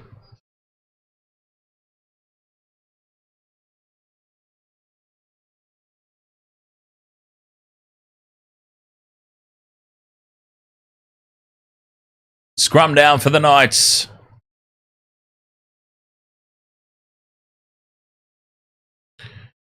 After all that, scrum down to the Knights. 10 metres out from their own line. The knock-on from Bostock is what we come back for.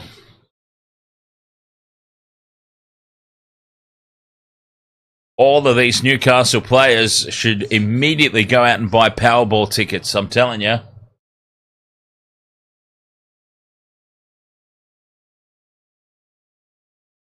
But what's the old saying? You make your own luck. I mean, it's hard to deny that their defence tonight, the Knights, has been worthy of playing finals footy.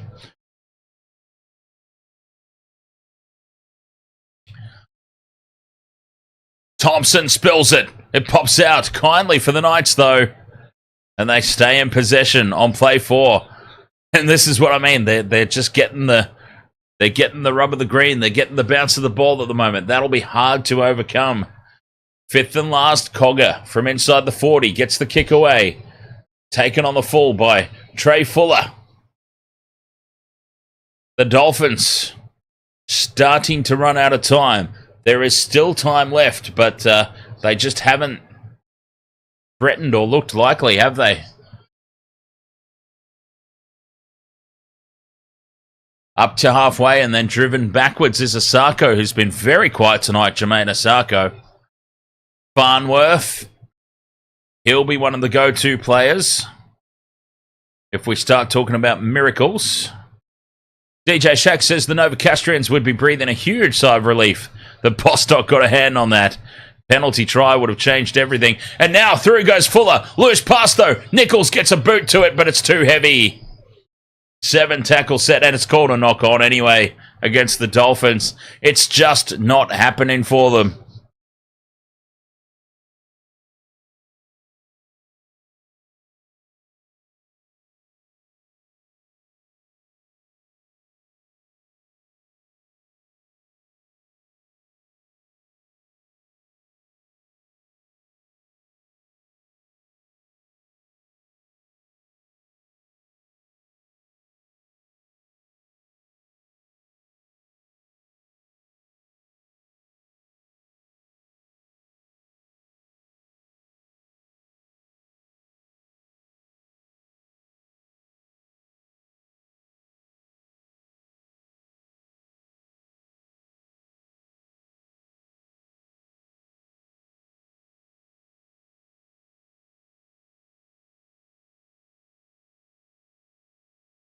And a penalty for the Knights to boot.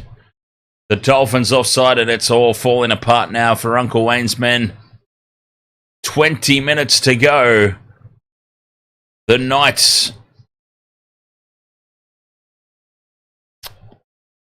and Cowboys in week 1 of the finals. Who'd have thought? I don't know too many people that would have predicted that one.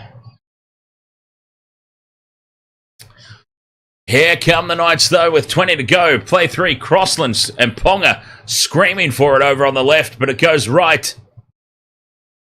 2 tackles left. Now they get it. Here's Crossland to Ponga. Pops it up off the hip to Lucas. Lucas takes tackle 5. 10 metres out. Staying on the short side. Ponga. Cut out pass to Marzu. Marzu's taken over the sideline. Desperate defence from the Dolphins.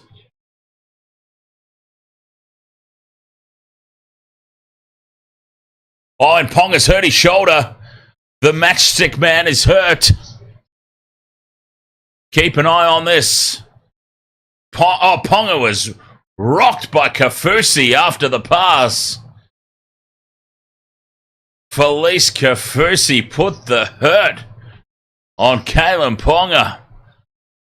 And Ponga is shaking his shoulder out as best he can there.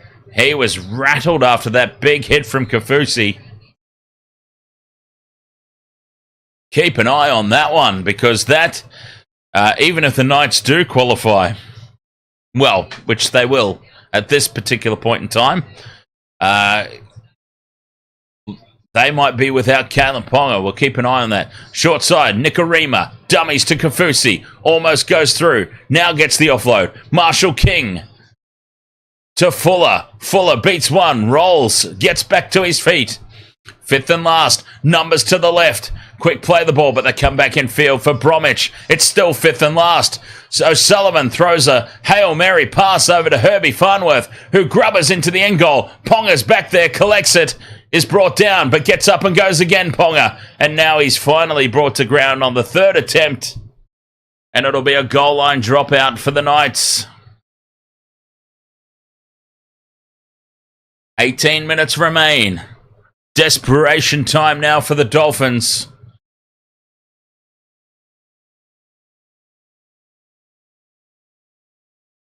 Ponga seems okay. He just got absolutely rattled in that hit by Kafusi. And now O'Sullivan's down for the Dolphins in back play with some cramps.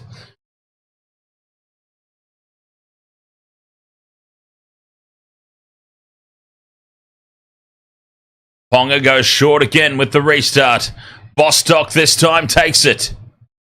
No knock on this occasion. Dolphins ball. 17 minutes to go. Nikorima inside to Bromwich. Can they pull off a miracle here? The Dolphins. O'Sullivan to Nikorima. Averillo to Farnworth. Farnworth goes towards the sideline and is driven over. No, the Knights' defence is too solid. This Newcastle Knights defence today, it must be applauded. They have just wanted this so much more. Bradman Best on Herbie Farnworth, pushing him over the sideline. They have just wanted it so much more. I've got to say that I've been disappointed with some of the displays today. I would have thought, or this round I should say, this round overall, some disappointing displays from some teams that I would have thought would have so much more to play for. The Knights have defended their goal line extremely well, but it still can't be ignored as just to how bad the Dolphins have been with it all to play for. Manley today, playing for a home final, just seemed completely disinterested. The Bulldogs the other day, yes, under strength, a lot of players out, blown off the park by the Cowboys. End up with the home final anyway, so it's of little consequence to them. They got away with it. Ponga flies through, loses the ball forward. Play on, says Ashley Klein. Well, Ashley Klein's taking the piss now. Ashley Klein's absolutely taking the piss. It's going up as no try, but I don't understand why that wasn't called live and immediately. It was a blatant knock on there from Ponga.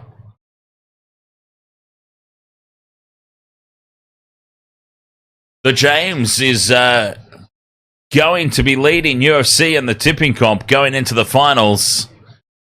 Here we go. Ponga goes up, knocks it on, plain as day, and it should have been blown up right there. I mean, but in fairness to Ashley Klein, I suppose, in total fairness, I mean, he should have blown it up right there and then. But in complete and total fairness, let the play go on and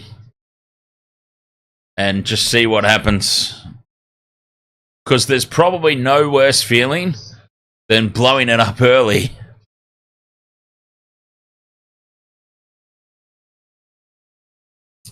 You don't want to blow it up early and then cost a team a try, I suppose.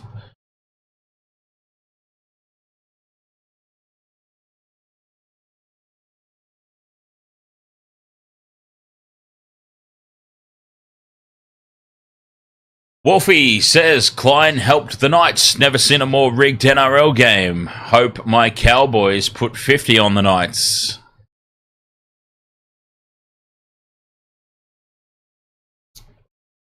Well, I was talking about this the other night, and this defensive effort of the Knights might just have me changing my mind a little bit, but I was suggesting the other night, Wolfie, that if you're the Cowboys, you would certainly much rather be coming up against the Knights than the Cowboys, and there is a look of a look of defeat there on Uncle Wayne Bennett up in the coach's box. A forlorn-looking state.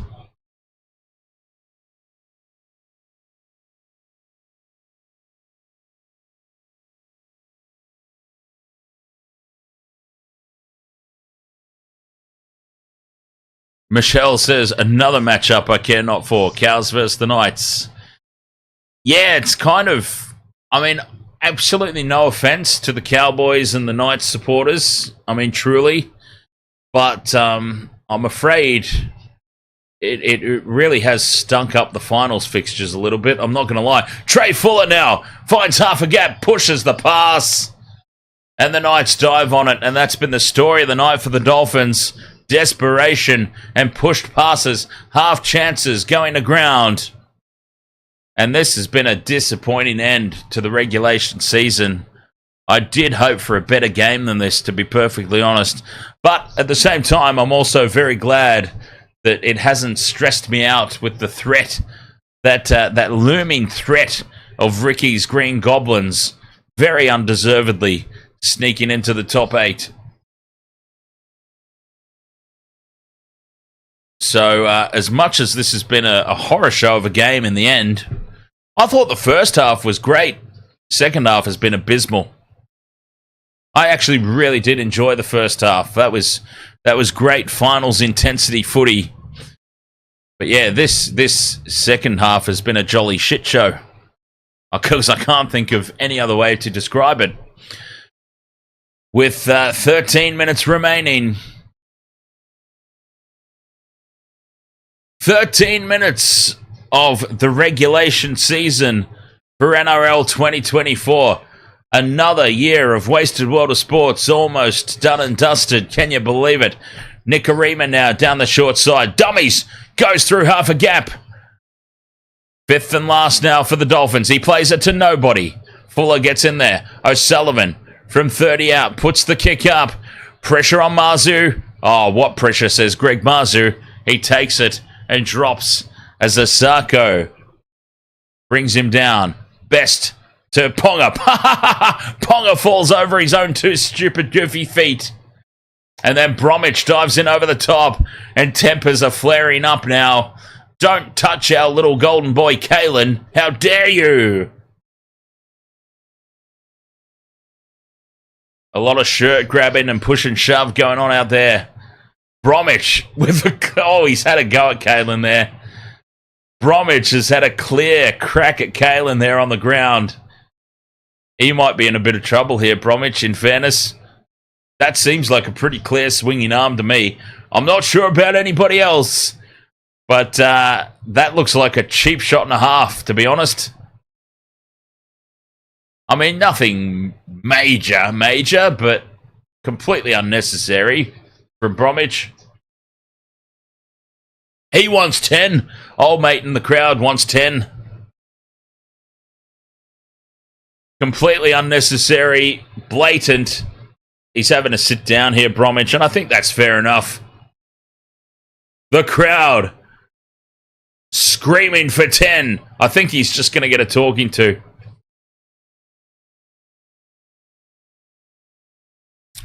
Off for 10, he's on report. It was just completely unnecessary, honestly.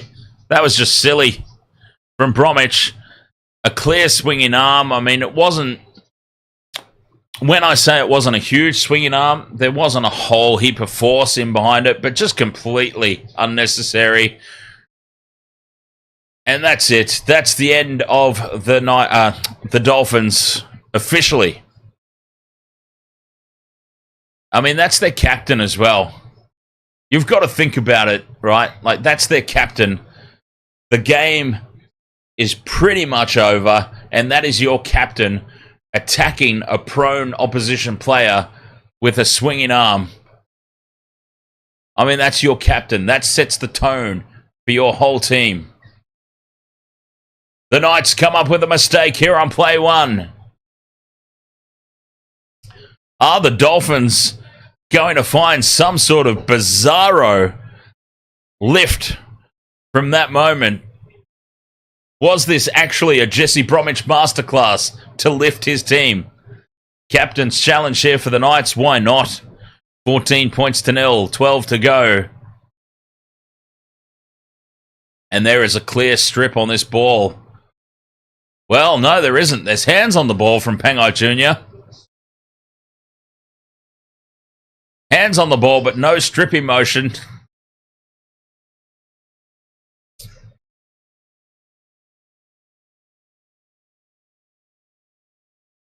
And with 12 minutes to go, Channel 9's not ready to commit to the elimination final on Sunday.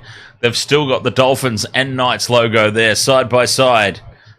They're not willing to take the risk of calling it with 12 to go.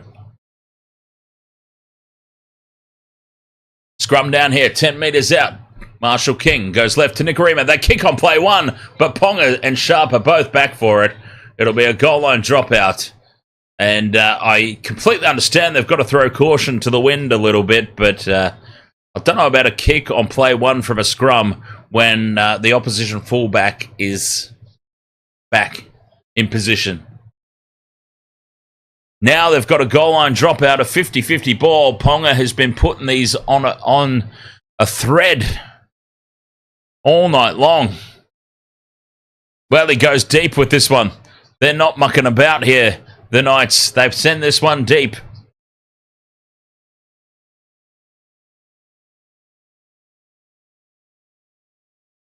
Does anyone know where I am in the Waste to Water Sports Tipping Con? I haven't looked. Just curious if anyone knows where I am.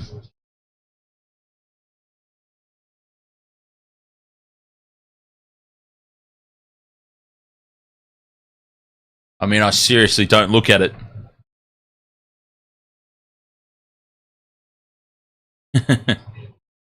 I might be equal first, though, after this one. Because I went the Dolphins. Through the hands now, Nicarima pops it off the hip to Max Plath, and Plath is tackled on the fifth and last, a couple of metres short. Back it goes for O'Sullivan. Crossfield kick, looking for Asako. Lost forward by Mazu. 6 more tackles for the Dolphins. Avarillo just tries to settle things down. Brings Fuller back on the inside. Fuller fends off Brodie Jones. What a big don't argue from Trey Fuller. He'll get up and play at 10 metres out now. Dolphins, can they crack the Newcastle line at last, at long last? Pangai Jr. plays it on tackle one. Hammer now on the outside of Gagai. Hammers over the line to score. And finally, the Dolphins. It's not actually over yet. 14 points to 4, the kick to come. She's not over yet, folks. 10 minutes to go.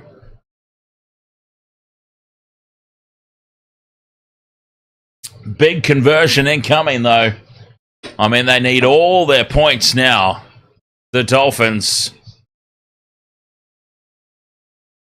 I mean, honestly, I'm so torn because I tipped the Dolphins to make the 8. I tipped the Dolphins to win this match. But please don't send this to Golden Point. The fact that it's the Raiders that are lurking there. If it were the Dragons lurking there in 8th spot, if the Dragons didn't throw that game away the other night, I wouldn't care. But the fact that it's the Raiders, Ricky's stinky Green Goblins, that are hanging there. As the conversion is successful, it's 14 points to 6, 9 minutes to go.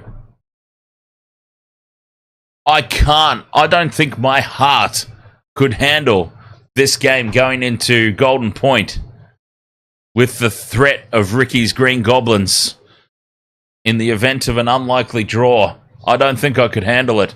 I may actually keel over with a heart attack live on stream. We don't want that to happen, right?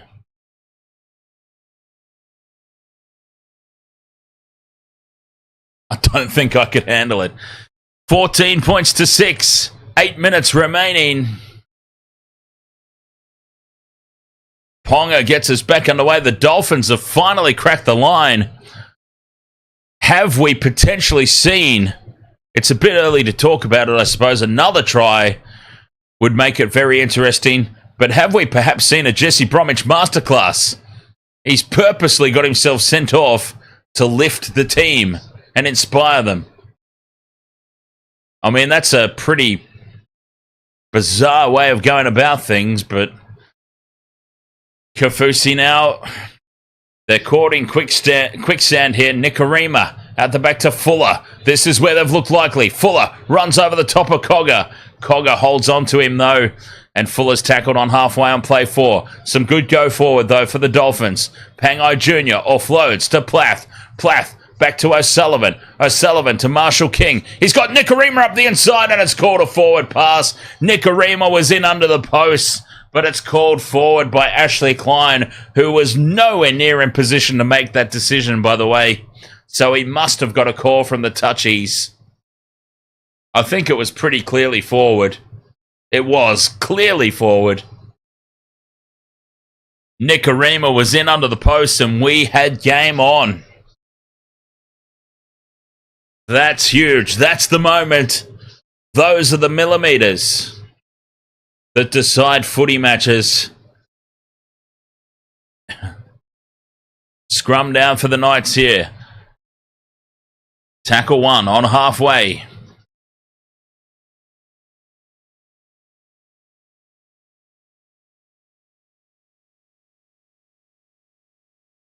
Seven minutes remaining. They might just run out of time here, the Dolphins. The Dolphins may just run out of time by a few minutes.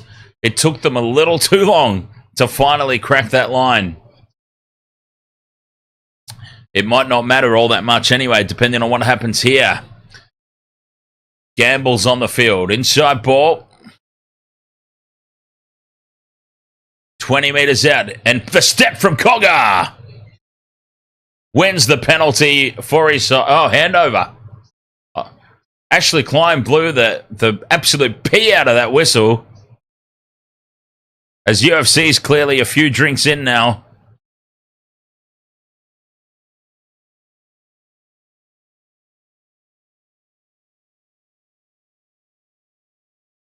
UFC's clearly a few into his session.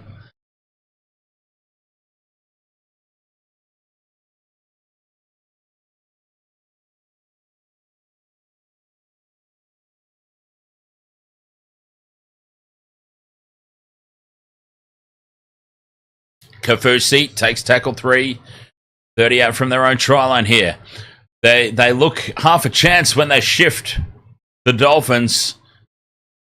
5 minutes to go. O'Sullivan to the hammer. Hammer slips. 5th and last on halfway.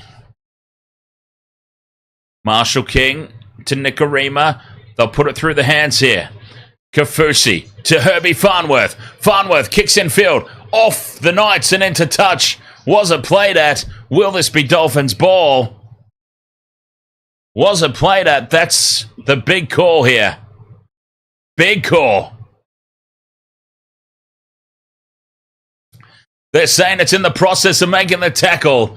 And remember, the Dolphins have no challenge left.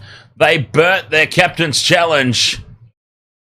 And I've got to say, they probably would have won that challenge. They burnt their challenge early in the contest. And how crucial might that be with 5 minutes remaining? They have no option to challenge it. They burnt it early. And they may just have won that one and got the ball back.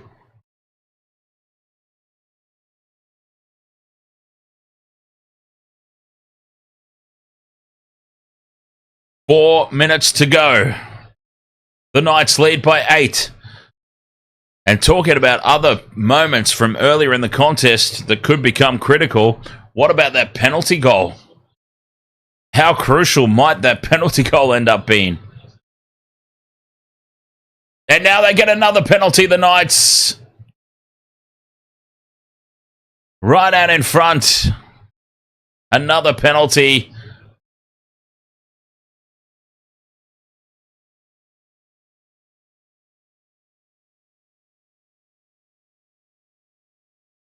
You certainly can't argue. You certainly cannot argue that the Knights have had the rub of the green here. But Ashley Klein, remember I have said about Ashley Klein in the past, I don't think Ashley Klein is a cheat. I don't think Ashley Klein is biased. I think he's just a shit referee, and he tends to favour the home sides.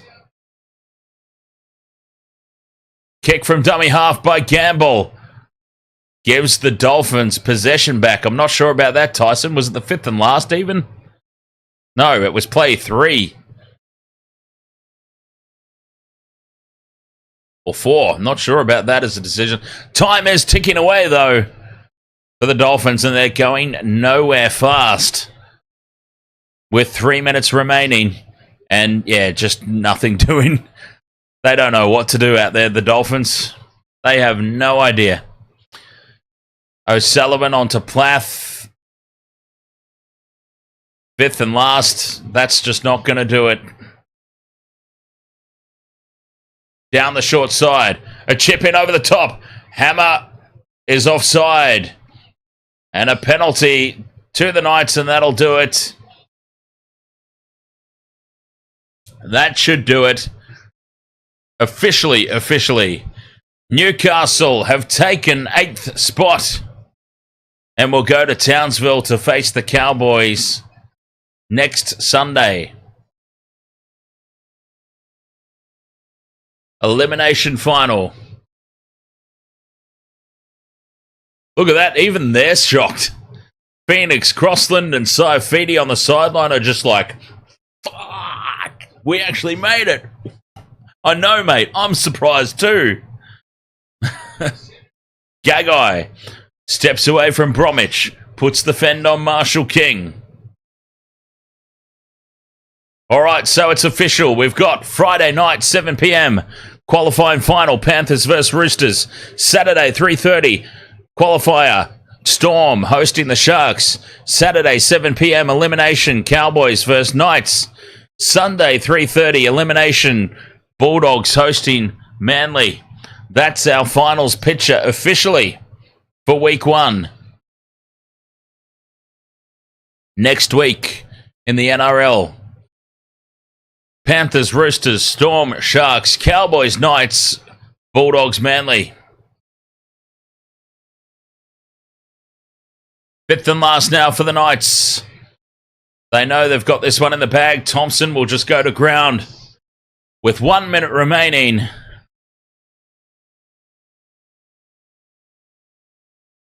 The Knights, again, is this the second year in a row that the Knights have stolen, essentially, a spot in the playoffs? Didn't they do this last year? Was it last year or the year before? I can't remember. All the days sort of start to blend into one, to be perfectly honest. But is this 2 years in a row now that the coach has saved his own bacon by sneaking into the playoffs?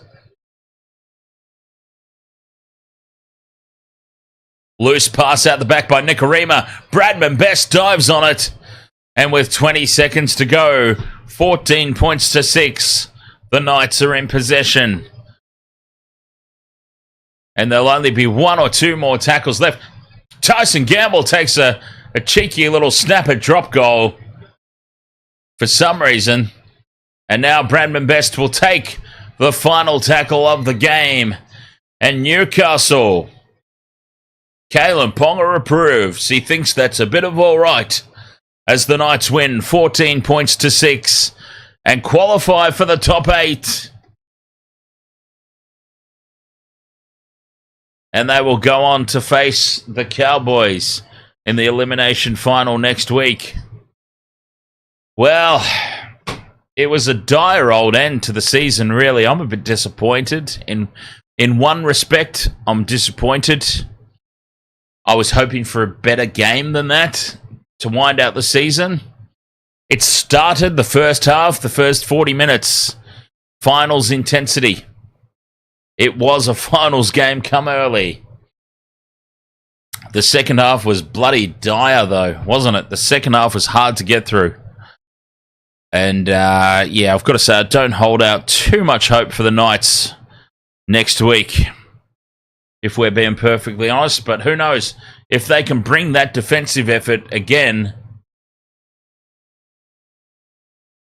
you never know. James leapfrogs UFC in the tipping, which is fantastic. I've got absolutely nothing against UFC at all, obviously. Our good friend there in the chat room. But when it comes to the tipping comp, old mate, he doesn't help himself. He gets way too lippy. For somebody that's so far down the table, he just gets way too lippy. And so I'm very, very happy, James, that you have taken over and are now leading him. Under normal circumstances, I wouldn't care at all who finishes where. But he just gets way too lippy, that boy, for his own good.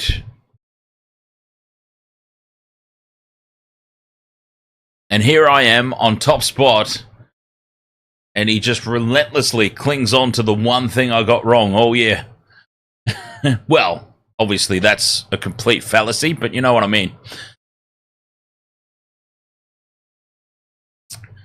DJ Shack says, not without controversy, but the Knights far in a better way, the better team. Defensively, for sure. The Knights' goal line defense tonight was finals worthy. I said that quite a few times. They put on an immense defensive effort tonight, Newcastle. The Dolphins could easily have had 2 or 3 more tries under normal circumstances, but the Knights had finals intensity defense out there. And, yeah, there were some contentious calls.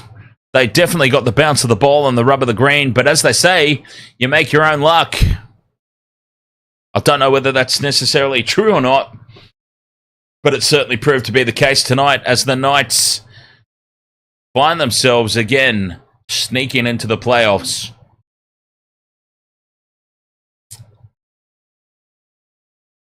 $14 points to 6. I can't believe we've actually reached this point. Wasted world of sports.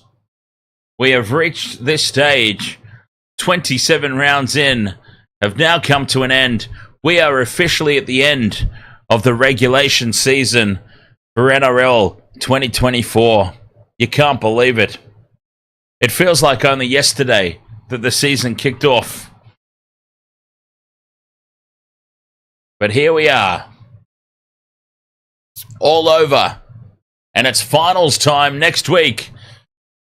Looking forward to hopefully a good final series, and hopefully a couple of surprises get tossed up.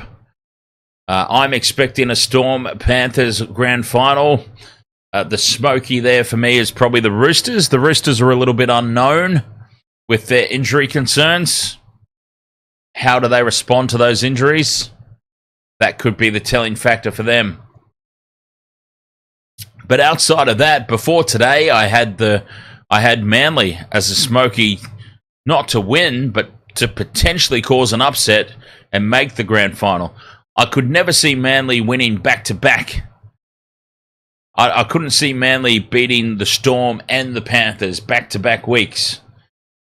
So I didn't see them winning the premiership, but I could have seen them pulling off an upset against one of them and getting to the grand final. Can't see it anymore after today's game, to be brutally honest. I think we're putting a line through Manly now. But yes, DJ Shack posting it in the chat room. This is what we've got locked in. Storm versus the Sharks in the qualifier. Panthers versus the Roosters in a qualifier. Cowboys versus Knights elimination. Bulldogs, Sea Eagles elimination.